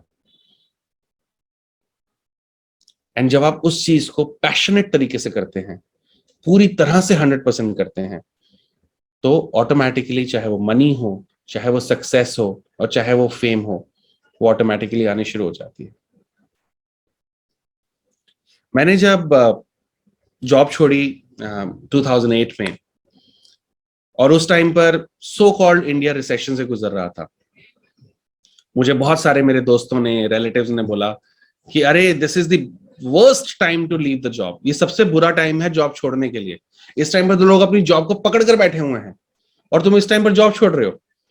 और मैं दुनिया की नंबर 2 कंपनी में जॉब करता था जिसका नाम था अमेरिकन एक्सप्रेस। और लोगों ने कहा कि इतनी अच्छी जॉब जहां पर आपको शॉफर ड्रिवन कार आती है लेने के लिए, ऐसा होता है वैसा होता है, और आप फिर भी जॉब छोड़ रहे हो। मैंने कहा नहीं, ये this is the time when I need to leave my job. And 2009 में जब 3 इडियट मूवी आई, तो मैंने ट्वीट करी थी कि 3 idiot came today but I became that idiot in 2008। और 2009 और 10 मेरे लिए बहुत स्ट्रगलिंग रहा। जब मैं कोचिंग्स ट्रेनिंग्स कर रहा था, लोग मुझसे पूछते थे कि अरे आपने कहीं से कोई फॉर्मल ट्रेनिंग ली है, अरे आपने कहीं से कोई इस चीज में डिग्री ली है। और मैं कहता था नहीं, मेरे पास ये रिच एक्सपीरियंस है, मेरी ये एजुकेशन है, मेरा ये एक्सपीरियंस है, और इस जिंदगी के एक्सपीरियंस के बेस पे मैं कोचिंग कर रहा हूँ। तो बहुत कम लोग मुझ पर बिलीव करते थे। एंड देन सडनली कुछ हुआ। 2011 टाइम से, जो कि इंडिया का सबसे बड़ा बिजनेस पेपर है, उनकी तरफ से कॉल आया कि हम आपको इंटरव्यू करना चाहते हैं। एंड आई कुडंट बिलीव, मुझे बिल्कुल भी इस बात पे विश्वास नहीं हुआ कि इंडिया का सबसे बड़ा बिजनेस पेपर मेरा इंटरव्यू क्यों करना चाहेगा। एंड देन हम कनॉट प्लेस में एक कॉफी शॉप में मिले, और वहां हमारा 2 घंटे लगभग डिस्कशन हुआ कि मैं क्या करता हूँ, कैसे करता हूँ, मेरी मेथोडोलॉजी क्या है, सब कुछ। एंड उसके बाद गायब। ये बात है अगस्त 2011 की। मुझे लगा किसी ने शायद मजाक किया, या किसी ने शायद गलती से मुझे करा और मुझे ऑब्लाइज करने के लिए मेरा उन्होंने डिस्कशन कर लिया और फिनिश हो गया। सितंबर में मेरे पास दोबारा फोन आया कि सर हम ना सेकंड राउंड ऑफ इंटरव्यू करना चाहते हैं। I said okay. हम फिर से बैठे, वहां पर एक छोटा सा कार्टूनिस्ट आया, उसने मेरा छोटा कार्टून बनाया और फिर चले गए। एंड मुझे लगा अरे अब क्या हुआ। फिर कुछ दिन तक कोई फोन नहीं, कोई ईमेल नहीं, कुछ नहीं। देन 22 अक्टूबर को मेरे पास रात को मुंबई से कॉल आता है और कहते हैं सर आपका इंटरव्यू ना कल के पेपर में आ रहा है। और अगले दिन जो था वो था Sunday newspaper. So Sunday economic times, जो कि 10 रुपए का आता है और बहुत ही कम घरों में, ऑफिस में जाता है, बड़े बड़े सीईओ के घर में जाता है, तो मेरे पास भी नहीं आता था। तो मैं सुबह सुबह भागा न्यूज़पेपर स्टैंड में और देखने के लिए कि अरे कहाँ है। और मैंने न्यूज़पेपर खरीदा और मैंने पेजेस पे लटने शुरू करे। मुझे लगा कहीं पे छोटा सा कवरेज होगा मेरे लिए, एंड मुझे अपनी कवरेज ही नहीं दिखी, क्योंकि मैं बड़ी छोटी छोटी कवरेज ढूंढ रहा था। फिर मैंने आराम से दोबारा से देखना शुरू करा। फ्रंट पेज स्टोरी थी स्टीव जॉब्स की, और उसके बाद 2-3 पेजेस के बाद एक फुल पेज आर्टिकल था मेरे ऊपर, that how I help youngsters choose there right career. And I was like zapped। मुझे समझ ही नहीं आ रहा था कि हुआ क्या। उन 2 सालों में लोगों से इंटरेक्ट करते हुए मुझे नहीं पता कौन मेरा वेल विशर निकला, किसने मुझे रेकमेंड किया, और कहां से वो इंटरव्यू एक्चुअली रियलाइजेशन में बदला। और वो जो न्यूज़पेपर है, जैसे मैंने बताया कि वो एक डिसीजन मेकर्स के यहाँ पर पहुंचता है, वहां से फिर मुझे डिफरेंट कॉन्ट्रैक्ट्स मिलने शुरू हुए, डिफरेंट चीजें मिलनी शुरू हुई, डिफरेंट अपॉर्चुनिटीज मिलनी शुरू हुई। मैं टीवी में आना शुरू हुआ, मैं डिफरेंट डिफरेंट कंपनीज में जाना शुरू हुआ। जी न्यूज और न्यूज 24 पे मेरे लाइव करियर शोज आना शुरू हुए, जो आप यूट्यूब पे देख सकते हैं। और आज भी अगर आप हर्ष अरोड़ा ऑन ईटी डालेंगे इकोनॉमिक टाइम्स, तो गूगल के रिजल्ट्स में मेरा फर्स्ट पेज पे आएगा वो। The only thing I want to say is कि जब आप पूरी शिद्दत से 100% पैशन से सिर्फ वो काम करते हैं जिस काम को करने में आपको मजा आता है, तो सूनर और लेटर यूनिवर्स, दैट परमपिता परमात्मा, द गॉड, जो भी आप शक्ति का नाम दें, वो आपको उसका रिजल्ट देता है, वो आपको उसका अवार्ड देता है। और आप जिंदगी में वो तब सब पाना शुरू हो जाते हैं जो एक्चुअली आप डिजर्व करते हैं। लेकिन पहले आपको उनके एग्जाम में पास होना पड़ेगा, आपको उनको दिखाना पड़ेगा कि आप एक्चुअली उस सक्सेस के काबिल हैं, आप एक्चुअली में जो कर रहे हैं वो आप सीरियसली करना चाहते हैं। और फिर देखिए सक्सेस कैसे आती है। जब मैं करियर कोचिंग करता हूं या जब मैं कोई भी कोचिंग सेशन करता हूं, वहां मेरा फोकस सिर्फ एक ही चीज होती है कि मैं इस इंसान से जो भी इस कोचिंग के लिए फीस ले रहा हूं, मैं उससे ज्यादा वैल्यू कैसे दे सकूं। आज जब वो इंसान इस कमरे से बाहर निकले तो वो पूरी तरह क्लैरिटी के साथ निकले, एम्प्टी माइंड से निकले, वो अपना बिल्कुल क्लियर पाथ जिंदगी के लिए लेके निकले, ताकि उसको जिंदगी में कभी भी वो दिक्कतें ना आए जो दिक्कतें शायद मेरे पास थी जब मेरे पास कोई डायरेक्शन नहीं थी। आज 2021 में 21 साल के बाद, 22 साल के बाद, आप सबके पास वो हर चीज अवेलेबल है जो सक्सेस के लिए चाहिए, जो आपके गोल्स को अचीव करने के लिए चाहिए। आज आपके पास मेंटोर्स हैं, कोचेस हैं, ट्रेनिंग सेंटर्स हैं, इंटरनेट है, टेक्नोलॉजी है, जहां पर आप virtually almost free of cost हर चीज कर सकते हैं। कई ऐसी वेबसाइट्स हैं जिन्होंने अपने प्लेटफॉर्म बना रखे हैं, वहां फ्री पे आप वेबसाइट बना सकते हैं। Google offers free website for any of idea. sites.google पे जाइए, वहां पर आप फ्री में वेबसाइट बनाइए अपनी। वर्डप्रेस पे आप फ्री वेबसाइट बना सकते हैं, बिल्कुल free of cost. Themes free हैं, सब कुछ फ्री है, होस्टिंग फ्री है, स्पेस फ्री है, सब कुछ फ्री है। आपकी ऑनलाइन आइडेंटिटी एक दिन में रेडी हो सकती है। जब आपकी कोई आइडिया अच्छे स्टेज पे पहुंच जाए तब इन्वेस्ट करिए, तब पैसा लगाइए। लेकिन शुरुआत करने के लिए आपको कुछ नहीं चाहिए। फेसबुक पे पेजेस बनाना फ्री है, फेसबुक पे ग्रुप बनाना फ्री है।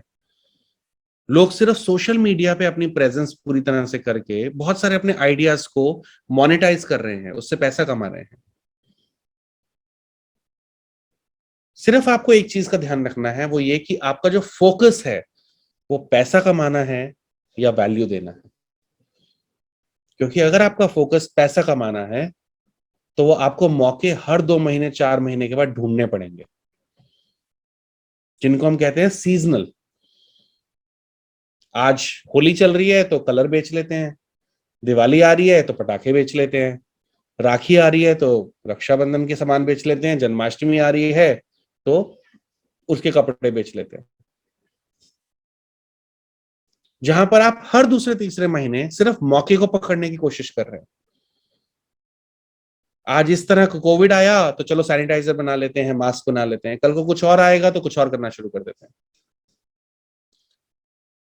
लेकिन अगर हम सिर्फ अपने ऊपर बिलीव करें कि मैं किस चीज में सबसे अच्छा हूं या अच्छी हूं और मैं सिर्फ उसी चीज पे फोकस करूं, देन आपको मौके ढूंढने की जरूरत नहीं पड़ेगी। क्योंकि तब आपका फोकस सिर्फ एक ही चीज होगा कि मैं अपने इस काम को कैसे और वैल्यू में बदल सकूं, मैं किस तरह से इसमें बेटर बन सकूं। और जब हमारा काम करने का जो फोकस है, काम करने का जो तरीका है, जो काम करने का रास्ता है, वो मनी से हटकर वैल्यू बेस्ड बन जाता है, वहां पर हम जिंदगी में हमें कभी भी कुछ और देखने की जरूरत नहीं पड़ती। These are some of my learning जो मैंने शायद पिछले 22 साल में सीखी हैं। और जहां पर अगर आप इन लर्निंग्स में से कुछ भी अपने एनवायरनमेंट, अपनी सिचुएशन, आपके घर परिवार के परिवेश, आप जिस गांव में रहते हैं वहां के हिसाब से देखते हुए इसको जिस तरह से भी यूज कर पाए, वो आपके लिए बेनिफिशियल होगा। Towards the end I will share my details also with you, ताकि कोई भी आपका फीडबैक हो, कहीं पर भी आप स्टक हो रहे हो, किसी चीज पे आप काम नहीं कर पा रहे हो, I am there with you. You can always reach out to me. आप में से कई लोगों ने सुना होगा बीबा क्लोथिंग के बारे में। बहुत सारे उनके शहरों में स्टोर्स हैं। अगर आप उनकी स्टोरी पढ़ें तो वो भी एक लेडी ने शुरू किया था। हाउसवाइफ थी, घर में बोर होती रहती थी, उन्होंने कपड़े सिलने शुरू करे, जो कि हमारे यहाँ पर बहुत सारी लेडीज करती हैं अपने घर को चलाने के लिए, चाहे वो शौक की वजह से और चाहे वो मजबूरी की वजह से। उन्होंने अपनी बोरियत को खत्म करने के लिए सूट को स्टिचेस करना शुरू करा और सेल करने शुरू करे अपने घर के आसपास की लेडीज को।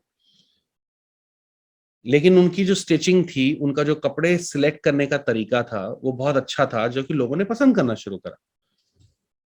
तो उन्होंने कुछ टाइम के बाद एक स्टोर खोला, उसके कुछ टाइम के बाद दूसरा स्टोर, धीरे धीरे धीरे धीरे आज वो एक मल्टी बिलियन बिजनेस बन चुका है। आज वो नानी बन चुकी हैं और उनके बच्चे और उनके पूरे परिवार के सदस्य इसी काम में उनके साथ जुड़े हुए हैं। एक बहुत छोटी सी शुरुआत एक बड़े एम्पायर में कब बदल जाएगी आपको पता भी नहीं चलेगा। हमारा विजन क्या है जब हम कोई भी चीज शुरू कर रहे हैं? क्या मेरा फोकस है कि बस मुझे इससे अपने परिवार को चलाना है, कुछ 5,000, 10,000, 20,000, 50,000 रुपये महीना आ जाए और मैं संतुष्ट हो जाऊंगा या हो जाऊंगी? या मैं इससे प्रॉब्लम मिलियंस ऑफ लाइव्स को इम्पैक्ट करना चाहता हूं या चाहती हूं? जिस दिन मेरा फोकस जितना बड़ा होगा, यूनिवर्स उतने ही बड़े ग्रैंडियर के साथ आपको सपोर्ट करेगा।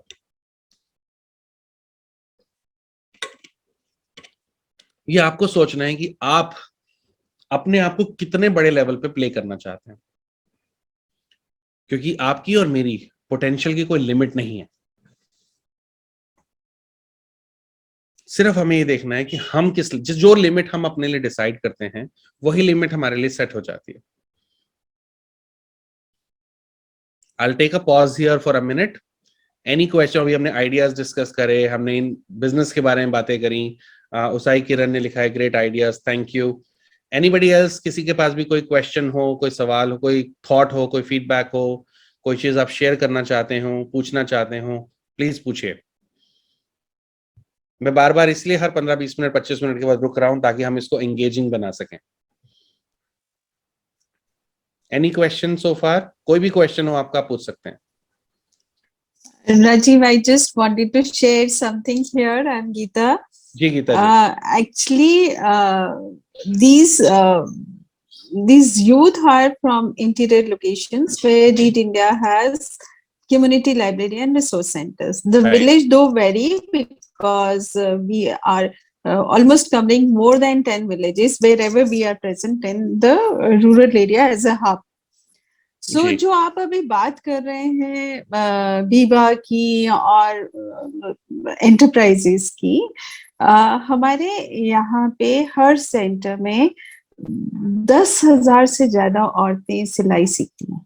Wow. And in India, we have touched the lives of 4 lakh people, more than 4 lakh people, Awesome. touching just around 5 lakh लोगों की जिंदगी हम टच कर चुके हैं और 30 से 40 हजार तक औरतें सिलाई सीख चुकी हैं। Wow. हमारे एज ऑर्गेनाइजेशन को बहुत ही क्रिटिसिज्म भी आया था कि हम इतनी ट्रेडिशनल चीज क्यों पिक कर रहे हैं, सिर्फ सिलाई। बिल्कुल। अभी कोई इनोवेशंस लेकर आइए, कोई नई चीज लेकर आइए। तो हमारा फोकस यही था कि जो डेली यूज की आइटम है, अगर वही हम सिल के अपने पैसे बचा सकते हैं या लोगों का सिल सकते हैं, तो क्यों ना हम इनकम इसी से शुरू करें। Absolutely. और अभी बहुत सारी औरतों ने अपने बुटीक्स खोल लिया, अपना बिजनेस स्टार्ट कर लिया and they are earning very well. So मैं ऐड करना चाह रही थी कि जो आप एग्जांपल्स दे रहे हैं, ये रियलिटी में प्रैक्टिकली इन्हीं के एरियाज में हो रहा है। बिल्कुल। बस they have to pick up the ideas and join hands with them. Absolutely.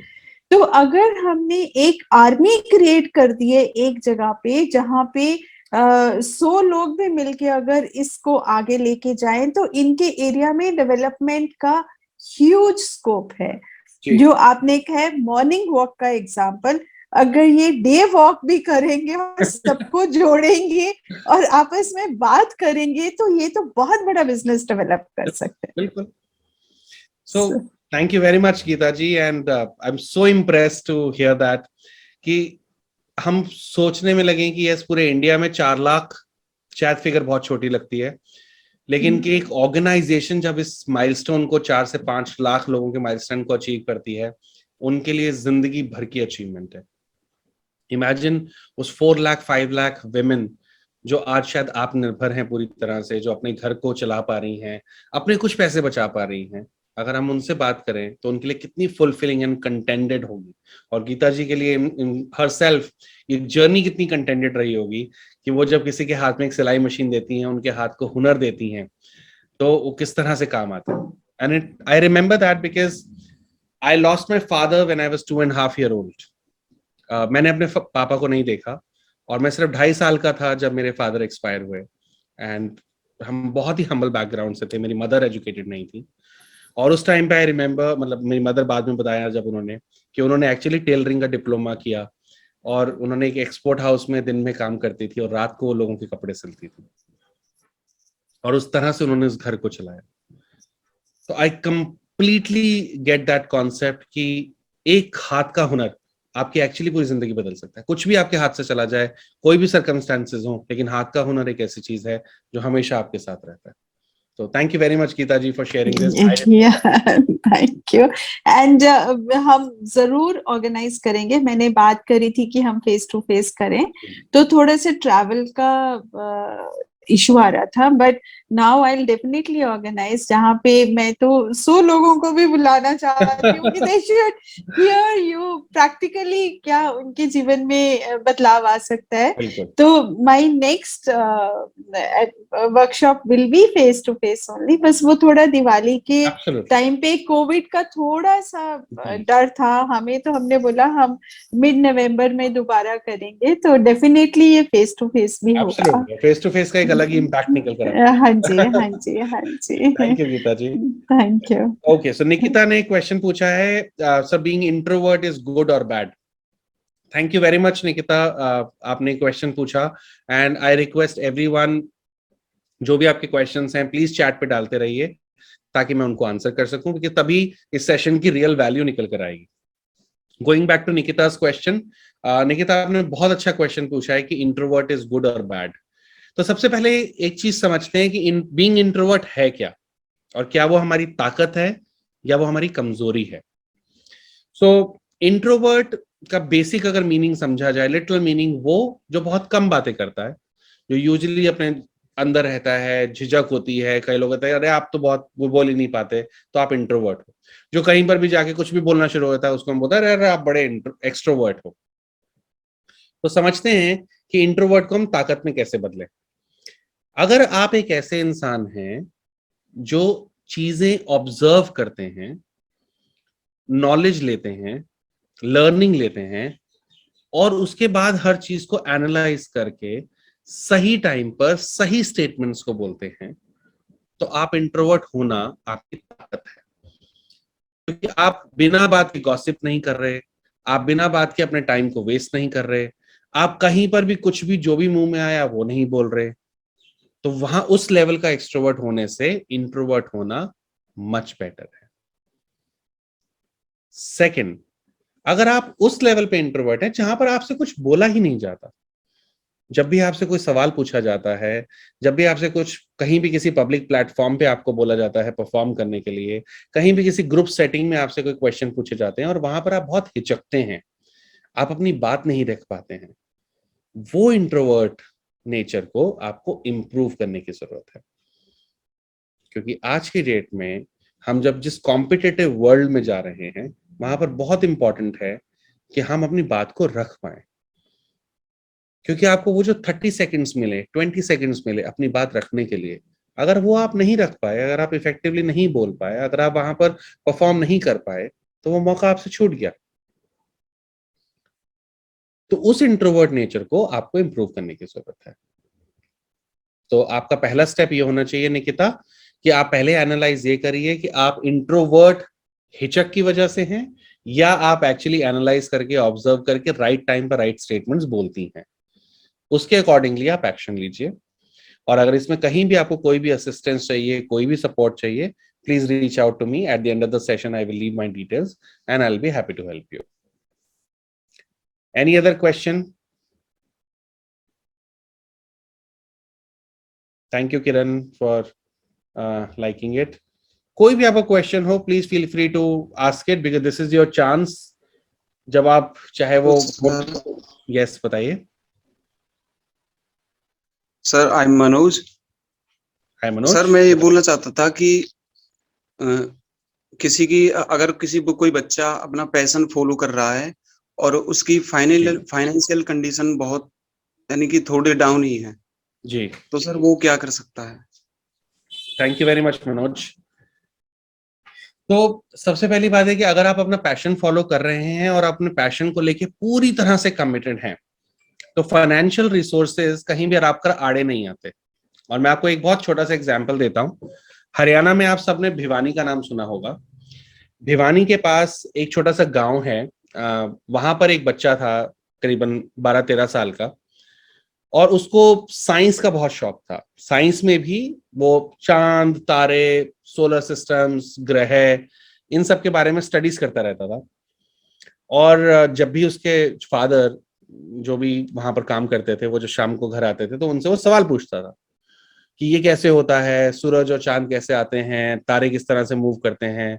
और उसके फादर बड़े परेशान हो जाते थे, बिकॉज वो बेचारे पढ़े लिखे नहीं थे, और कहते थे कि तू इतने सवाल करता है, मेरे पास तेरा आंसर नहीं है। एंड देन उन्होंने किसी से बात करनी शुरू करी, और उन्होंने बोला कि आप क्यों नहीं उसको एक छोटा सा कंप्यूटर ले देते, चाहे सेकंड हैंड ही से 10-15 हज़ार रुपए का आएगा, और आप ये ले दीजिए, ताकि वो बच्चा जो है इंटरनेट के थ्रू एटलीस्ट अपने सारे आंसर ले सके, और वो सारे सवाल उसके अंदर ही ना रह जाएं।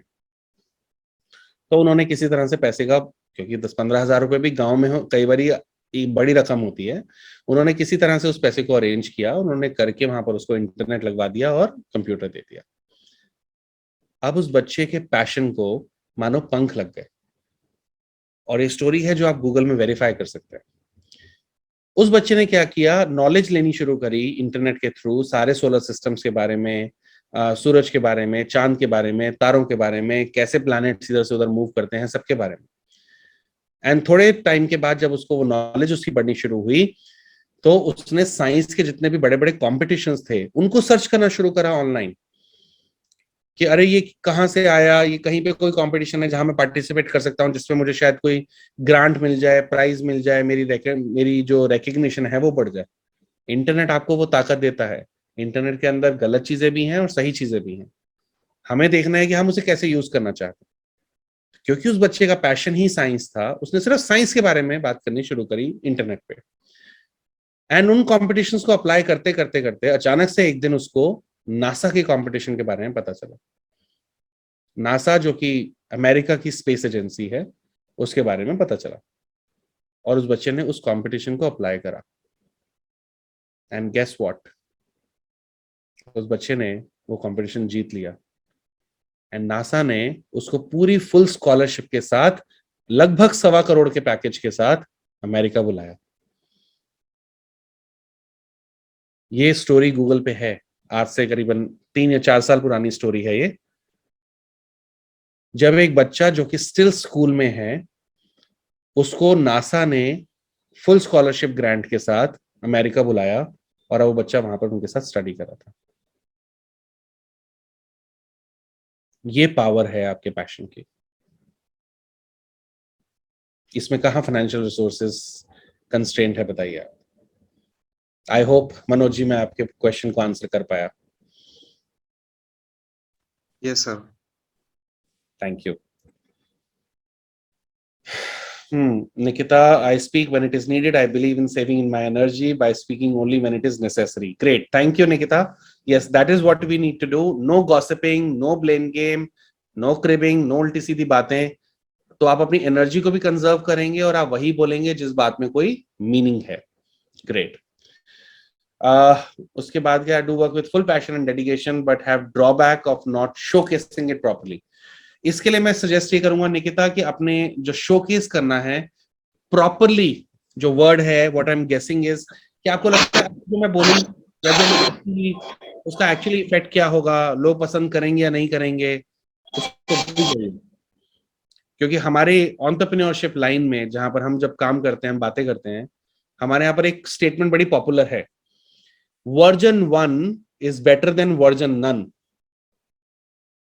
किसी भी चीज की पहली कॉपी, किसी भी चीज को क्रिएट करने का जो पहला वर्जन है, वो हमेशा बेटर है ना करने से। क्योंकि आप जब करेंगे ही नहीं तो कुछ क्रिएट ही नहीं हुआ, लेकिन कुछ करेंगे तो क्रिएट हुआ ना कुछ, वो हमेशा उससे अच्छा होगा ना करने से। तो थैंक यू। सो शोकेस करना बहुत जरूरी है, करते करते ही वो इम्प्रूव होगा। जब आप करेंगे तो पूरी इंटरनेट पे पूरी दुनिया से कनेक्ट होंगे और वहां पर बहुत सारे ऐसे लोग होंगे जो आपको अप्रिशिएट करेंगे, जो आपको फीडबैक देंगे, जो आपको बोलेंगे कि आपका इनिशिएटिव बहुत अच्छा है और आप इसको ऐसे करोगे तो और बेटर हो जाएगा। तो करना शुरू करिए। एंड एंगेज करने के बहुत सारे तरीके हैं। आपके पास सोशल मीडिया के प्रेजेंस है, अगर आप फेसबुक पे अकाउंट है, साथ में अपना जो भी आपका पैशन है, जो भी आप चीज करना चाहते हैं उसका पेज बना दीजिए। अगर आप ग्रुप बनाना चाहते हैं तो ग्रुप बनाए, जैसे मैंने आपको फूड का बताया तो फूड का ग्रुप बनाया उन्होंने, और आज उसमें फूड के अंदर उस ग्रुप में 75,000 प्लस मेंबर्स हैं। Imagine. So just start doing it. हाँ जी, अनीता ने पूछा है how to engage in those conversations which are not interested, which we are not interested in, but they are important for our growth in professional terms. For example, interaction with our colleagues or seniors. Awesome. Thank you very much, Anita. ये एक बहुत ही अच्छा और बहुत ही valid question आपने पूछा है मुझसे। तो हर इंसान की कुछ लाइकिंग और डिसलाइकिंग होती है। हर इंसान को लगता है कि मैं इस काम में बहुत अच्छा हूं और ये काम तो मुझे सिर्फ करना पड़ रहा है। तो इसके लिए पहली बात, एक टिपिकल कोटेशन और एक स्टेटमेंट है कि either do what you love और love what you do, right. तो जब तक हम उस स्टेज पे नहीं पहुंच जाते जहां पर हम सिर्फ वही चीज करके अपने आप को फाइनेंशियली भी स्टेबल रख पाए, सब कुछ कर पाए, जो जिस चीज में हमें बहुत मजा आता करने में, हम सिर्फ वही चीज करें, जब तक हम उस स्टेज पे नहीं पहुंच जाते तब तक हमें एटलीस्ट वो कोशिश करनी चाहिए कि जो भी हम कर रहे हैं हम उससे प्यार कर सकें। कई बारी कुछ चीजें हमारे रोल के लिए जरूरी होती हैं, जैसे कि विजिबल होना। हम किसी भी ऑर्गेनाइजेशन में काम कर रहे हैं तो वहां पर विजिबल होना बहुत जरूरी है, क्योंकि आप 1000 लोग 500 लोग काम कर रहे हैं, कैसे मैनेजमेंट को पता चलेगा कि आप किसी एक चीज में बहुत अच्छे हैं। तो विजिबल होना बहुत जरूरी है। सेकंड, जब आप सीनियर्स के साथ कॉन्वर्जेशंस करते हैं, वो कई बार थोड़ा सा हाई लेवल की कॉन्वर्जेशंस होती हैं, क्योंकि उनका अवेयरनेस लेवल, उनका एजुकेशन लेवल, उनका एक्सपीरियंस हमारे से बहुत ज्यादा होता है। तो हमें वो कुछ बातें समझ आती हैं, कुछ बातें नहीं समझ आती हैं, और वहां पर हम अपने आप को डिस्कनेक्टेड फील करते हैं। तो बहुत जरूरी है कि जब हम वहां पर बहुत ज्यादा बोल नहीं पा रहे तो सबसे पहले हम सुनने की कोशिश करें, पूरी तरह से अपने आप को मेंटली प्रेजेंट होकर सुने, उन्होंने किस तरह की बातें करी, किस लेवल की बातें करी, और जब हम उस कॉन्वर्जेशन से ओवर हो जाएं तो हम उसके बारे में थोड़ा सा इंटरनेट के ऊपर रिसर्च करें। हम वहां पर देखें कि वो कहां पर रेलिवेंस है, किस तरह से वो मेरे बिजनेस में, किस तरह से वो मेरी जॉब में हेल्प कर सकती है। सेकंड, अपने अवेयरनेस लेवल को बढ़ाने के लिए आप न्यूज़पेपर पढ़िए, मैगजीन्स पढ़िए, और उस तरह के बिजनेस चैनल्स को या उस चीज को, जिस भी लाइन और इंडस्ट्री में आप काम कर रही हैं, उसके बारे में अपनी अवेयरनेस लेवल बढ़ाते रहिए, ताकि जब भी आप अपने सीनियर्स और प्रोफेशनल कॉलीग्स के साथ बैठती हैं तो आपका अवेयरनेस लेवल बढ़ा हुआ होता है। जैसे कि जब मैं कोचिंग करता हूं तो बहुत सारे डेली नए नए करियर्स आ रहे हैं, नए नए पैशंस आ रहे हैं, नए नए आइडियाज आ रहे हैं, उसके लिए मुझे पढ़ना पड़ता है। क्या उसके अलावा कोई और ऑप्शन है? नहीं। मैं आज भी एवरी डे ऑलमोस्ट 8 न्यूज़पेपर्स पढ़ता हूँ, मैगजीन्स पढ़ता हूँ, बुक्स पढ़ता हूँ, ताकि मुझे नए नए आइडियाज मिल सकें और वो मैं इस तरह की टॉक्स में और ट्रेनिंग्स में आप लोगों के साथ यूज कर सकूं। मैं बहुत सारे नेटवर्किंग इवेंट्स, बहुत सारे सेमिनार्स, बहुत सारी ट्रेनिंग्स आज भी अटेंड करता रहता हूँ, ताकि मेरी अवेयरनेस लेवल और जो नॉलेज लेवल है वो बढ़ता जाए, और जब भी मैं किसी ऐसे प्रोफेशनल सर्कल में बैठा हुआ हूँ वहां पर मुझे चुप न रहना पड़े, वहां मैं लेफ्ट आउट फील ना करूं, वहां पर मैं कुछ कंट्रीब्यूट कर सकूं और कुछ नया सीख के आ सकूं। तो कुछ चीजें हमारे रोल के लिए जरूरी हैं जो हमें करनी चाहिए, and we have no other option. So till the time you don't reach to a level of do what you love, continue doing, continue loving what you do. I hope I could answer the question, Anita. I hope मैंने आपके question का answer करा है। Any other question you may have? Thank you, Anita. Any other question you may have? Okay, great. So now, as we have about 15 minutes left, I would like to share a few other things which came from my learning with my grandparents, my corporate experience, and my training and coaching experience. And we're talking about relationships also, as I promised. So again when I was in school and I was in 9th and 10th, that was the time जब मेरे grandfather ने मुझे बहुत सारी learning दी, क्योंकि उनको लगता था कि अब मेरी उम्र 14 साल की है और 14 साल की उम्र में आपको जिंदगी के अनुभव मिलते हैं, एक्सपीरियंस मिलते हैं, तो इस टाइम पर अगर हम कुछ बेटर लर्निंग्स मिल पाए तो वो बहुत अच्छी बात है।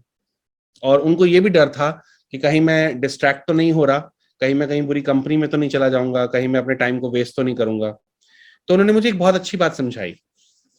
उन्होंने कहा, assume that you have life of 100 years, right? assume करिए, हमें जब शुरू से बताया गया कि लगभग 100 साल की जिंदगी होती है, तो assume करिए कि हमने 100 साल जीना है। अब हमारे पास दो ऑप्शन है। उन्होंने कहा आपके पास दो ऑप्शन है। पहला, पहले 25 साल कुछ मत करो, खूब मस्ती करो, जितनी कर सकते हो उतनी मस्ती कर लीजिए। बाहर का खाना है, मोमोज खाने हैं, पिज्जा खाना है, दोस्तों के साथ टाइम वेस्ट करना है, सीरियल्स देखने हैं, मूवीज देखनी है, सीरीज देखनी है, जो करना है वो करिए। But high likely next 75 years आप स्ट्रगल करोगे। दूसरी ऑप्शन ये है कि पहले 25 साल में अपने सारे गोल्स अचीव कर लो, अपने आप को फाइनेंशियली स्टेबल बना लो, अपने आप को केपेबल बना लो कि आपको कोई भी जॉब दे सके, आपके बिजनेस में उन स्किल्स को यूज कर सको, आपके गोल्स अचीव हो जाए। एंड गारंटेड नेक्स्ट 75 years आप इंजॉय करोगे। अब आप बताइए कि पहले 25 साल इंजॉय करना है या लास्ट के 75 years? आप चैट पे लिख सकते हो 75 और 25।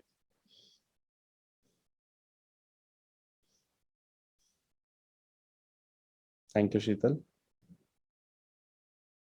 Most of you would like to enjoy for 75 years। ज्यादातर आप में से उन 75 years को एंजॉय करना चाहते हैं, क्योंकि किसी भी बिल्डिंग को स्ट्रांग बनने के लिए उसकी फाउंडेशन स्ट्रांग होना बहुत जरूरी है। तो जो हमारे फर्स्ट फ्यू इयर्स होते हैं वो हमारे फाउंडेशन इयर्स होते हैं। Yes, absolutely Shailja, that you work hard for 25 years and enjoy rest of your life। अगर आपने फाउंडेशन अपनी स्ट्रांग बना ली ना, तो उस फाउंडेशन को कोई आपसे छीन नहीं सकता, कोई आपसे ले नहीं सकता। और अगर आपने अपनी फाउंडेशन कमजोर रखी तो आप हर पूरी जिंदगी अपने आप को सिर्फ प्रूव करने के लिए कभी ये करेंगे, कभी वो करेंगे, कभी वहां रिपेयर करेंगे, कभी वहां पर प्लास्टर लगाएंगे, कुछ ना कुछ अपने साथ करते रहना पड़ेगा आपको। सो चॉइस आपकी है। So that was my biggest learning कि फर्स्ट फ्यू इयर्स में अपने सारे गोल अचीव कर लीजिए। अब हम बात करते हैं रिलेशनशिप्स के ऊपर। चाहे आपकी जिंदगी में आपका परिवार हो सिर्फ आपके साथ, आप आगे चल के और बहुत सारे रिलेशंस में आएंगे, मैरिज होगी, आगे आप नए रिश्तों में जुड़ेंगे, और इसके अलावा जब आप जॉब और बिजनेस में जाएंगे तो वहां पर आप अपने प्रोफेशनल रिलेशनशिप बनाएंगे। अगर वो रिलेशनशिप्स में बैलेंस नहीं है, उस रिलेशनशिप्स में हार्मनी नहीं है, उस रिलेशनशिप में कनेक्ट नहीं है, तो चाहे वो पर्सनल लाइफ हो चाहे वो प्रोफेशनल लाइफ हो, वहां खुश नहीं रह पाएंगे।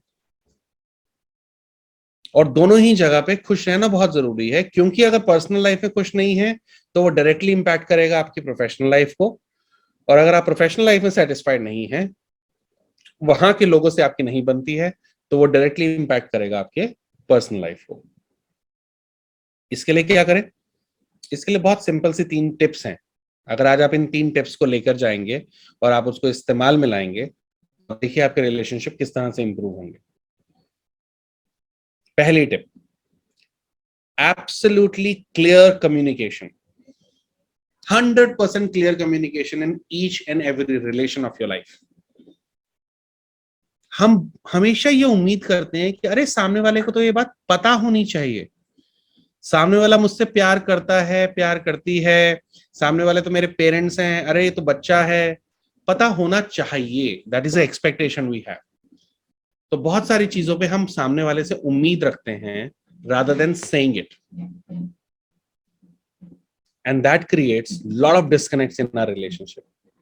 बहुत सारा डिस्कनेक्ट क्रिएट करता है वो हमारे रिश्तों में। तो एब्सोल्युटली क्लियर कम्युनिकेशन, बिना ये उम्मीद करे कि सामने वाले को ये बात पता है या नहीं पता है, या उसे पता होनी चाहिए नहीं पता होनी चाहिए, आप अपने लेवल पे जो आपके दिमाग में है, जो आपके दिल में है, उसे जुबान पे लेकर आइए, उसे बोलिए। Second is called real time sharing. हमें लगता है कि रिश्तों में अच्छा ये बात नहीं बताई चल जाएगा, लेकिन जब उस इंसान को किसी तीसरे से पता चलता है तो वो किसी और रूप में पता चलता है। उसमें या तो कुछ एडिशन होता है या कुछ डिलीशन होता है, उसमें कुछ नमक मिला होता है, कुछ मिर्च मिली होती है, और वो आपके रिश्ते के लिए खतरनाक हो सकती है। तो जो रिश्ते आपके लिए बहुत इंपॉर्टेंट हैं, जिन रिश्तों को आप संभाल के रखना चाहते हैं अपनी जिंदगी में, उनके साथ जो भी चीज है वो रियल टाइम शेयर करिए, बजाय वेट करने के कि कोई थर्ड पर्सन आके उसको शेयर करे। And third and the very most important is sticking to consensus. Sticking to consensus means जो रिश्ते आपके साथ इंपॉर्टेंट है, चाहे वो पर्सनल हो और प्रोफेशनल हो, अगर आपका उनके साथ कोई डिस्कशन हुआ है और आप दोनों ने मिलकर एक डिसीजन लिया है, एक कॉमन ग्राउंड पे आए कि हम इस चीज को इस तरह से करेंगे, देन उस पर स्टिक रहिए। और अगर आप उसे चेंज करना चाहते हैं, go back to rule number 2 and rule number 1। Change करना चाहते हैं, रियल टाइम शेयर करिए एंड क्लियरली कम्युनिकेट करिए। Very simple. अगेन यही सोचना कि अरे मैं ये चेंज कर रहा हूं तो मेरी पार्टनर को ये चीज पसंद आ जानी चाहिए, दैट्स एन अजम्पशन। हमने क्लियर कम्युनिकेशन का रूल तोड़ दिया, हमने रियल टाइम शेयरिंग का रूल तोड़ दिया। So clear communication, real time sharing and sticking to consensus, ये 3 ग्राउंड रूल्स हैं एक लॉन्ग लास्टिंग फ्रूटफुल रिलेशनशिप के लिए। आप अपने आसपास कोई भी रिश्ता उठा के देख लीजिए, आपके पेरेंट्स का, ग्रैंड पेरेंट्स का, आपके कोलीग्स के साथ, आपके टीचर और आपके साथ, आप कोई भी रिश्ता उठा के देख लीजिए, अगर उस रिश्ते के अंदर वो स्ट्रांगनेस नहीं है, उसमें इन तीनों में से कोई ना कोई एलिमेंट मिसिंग होगा।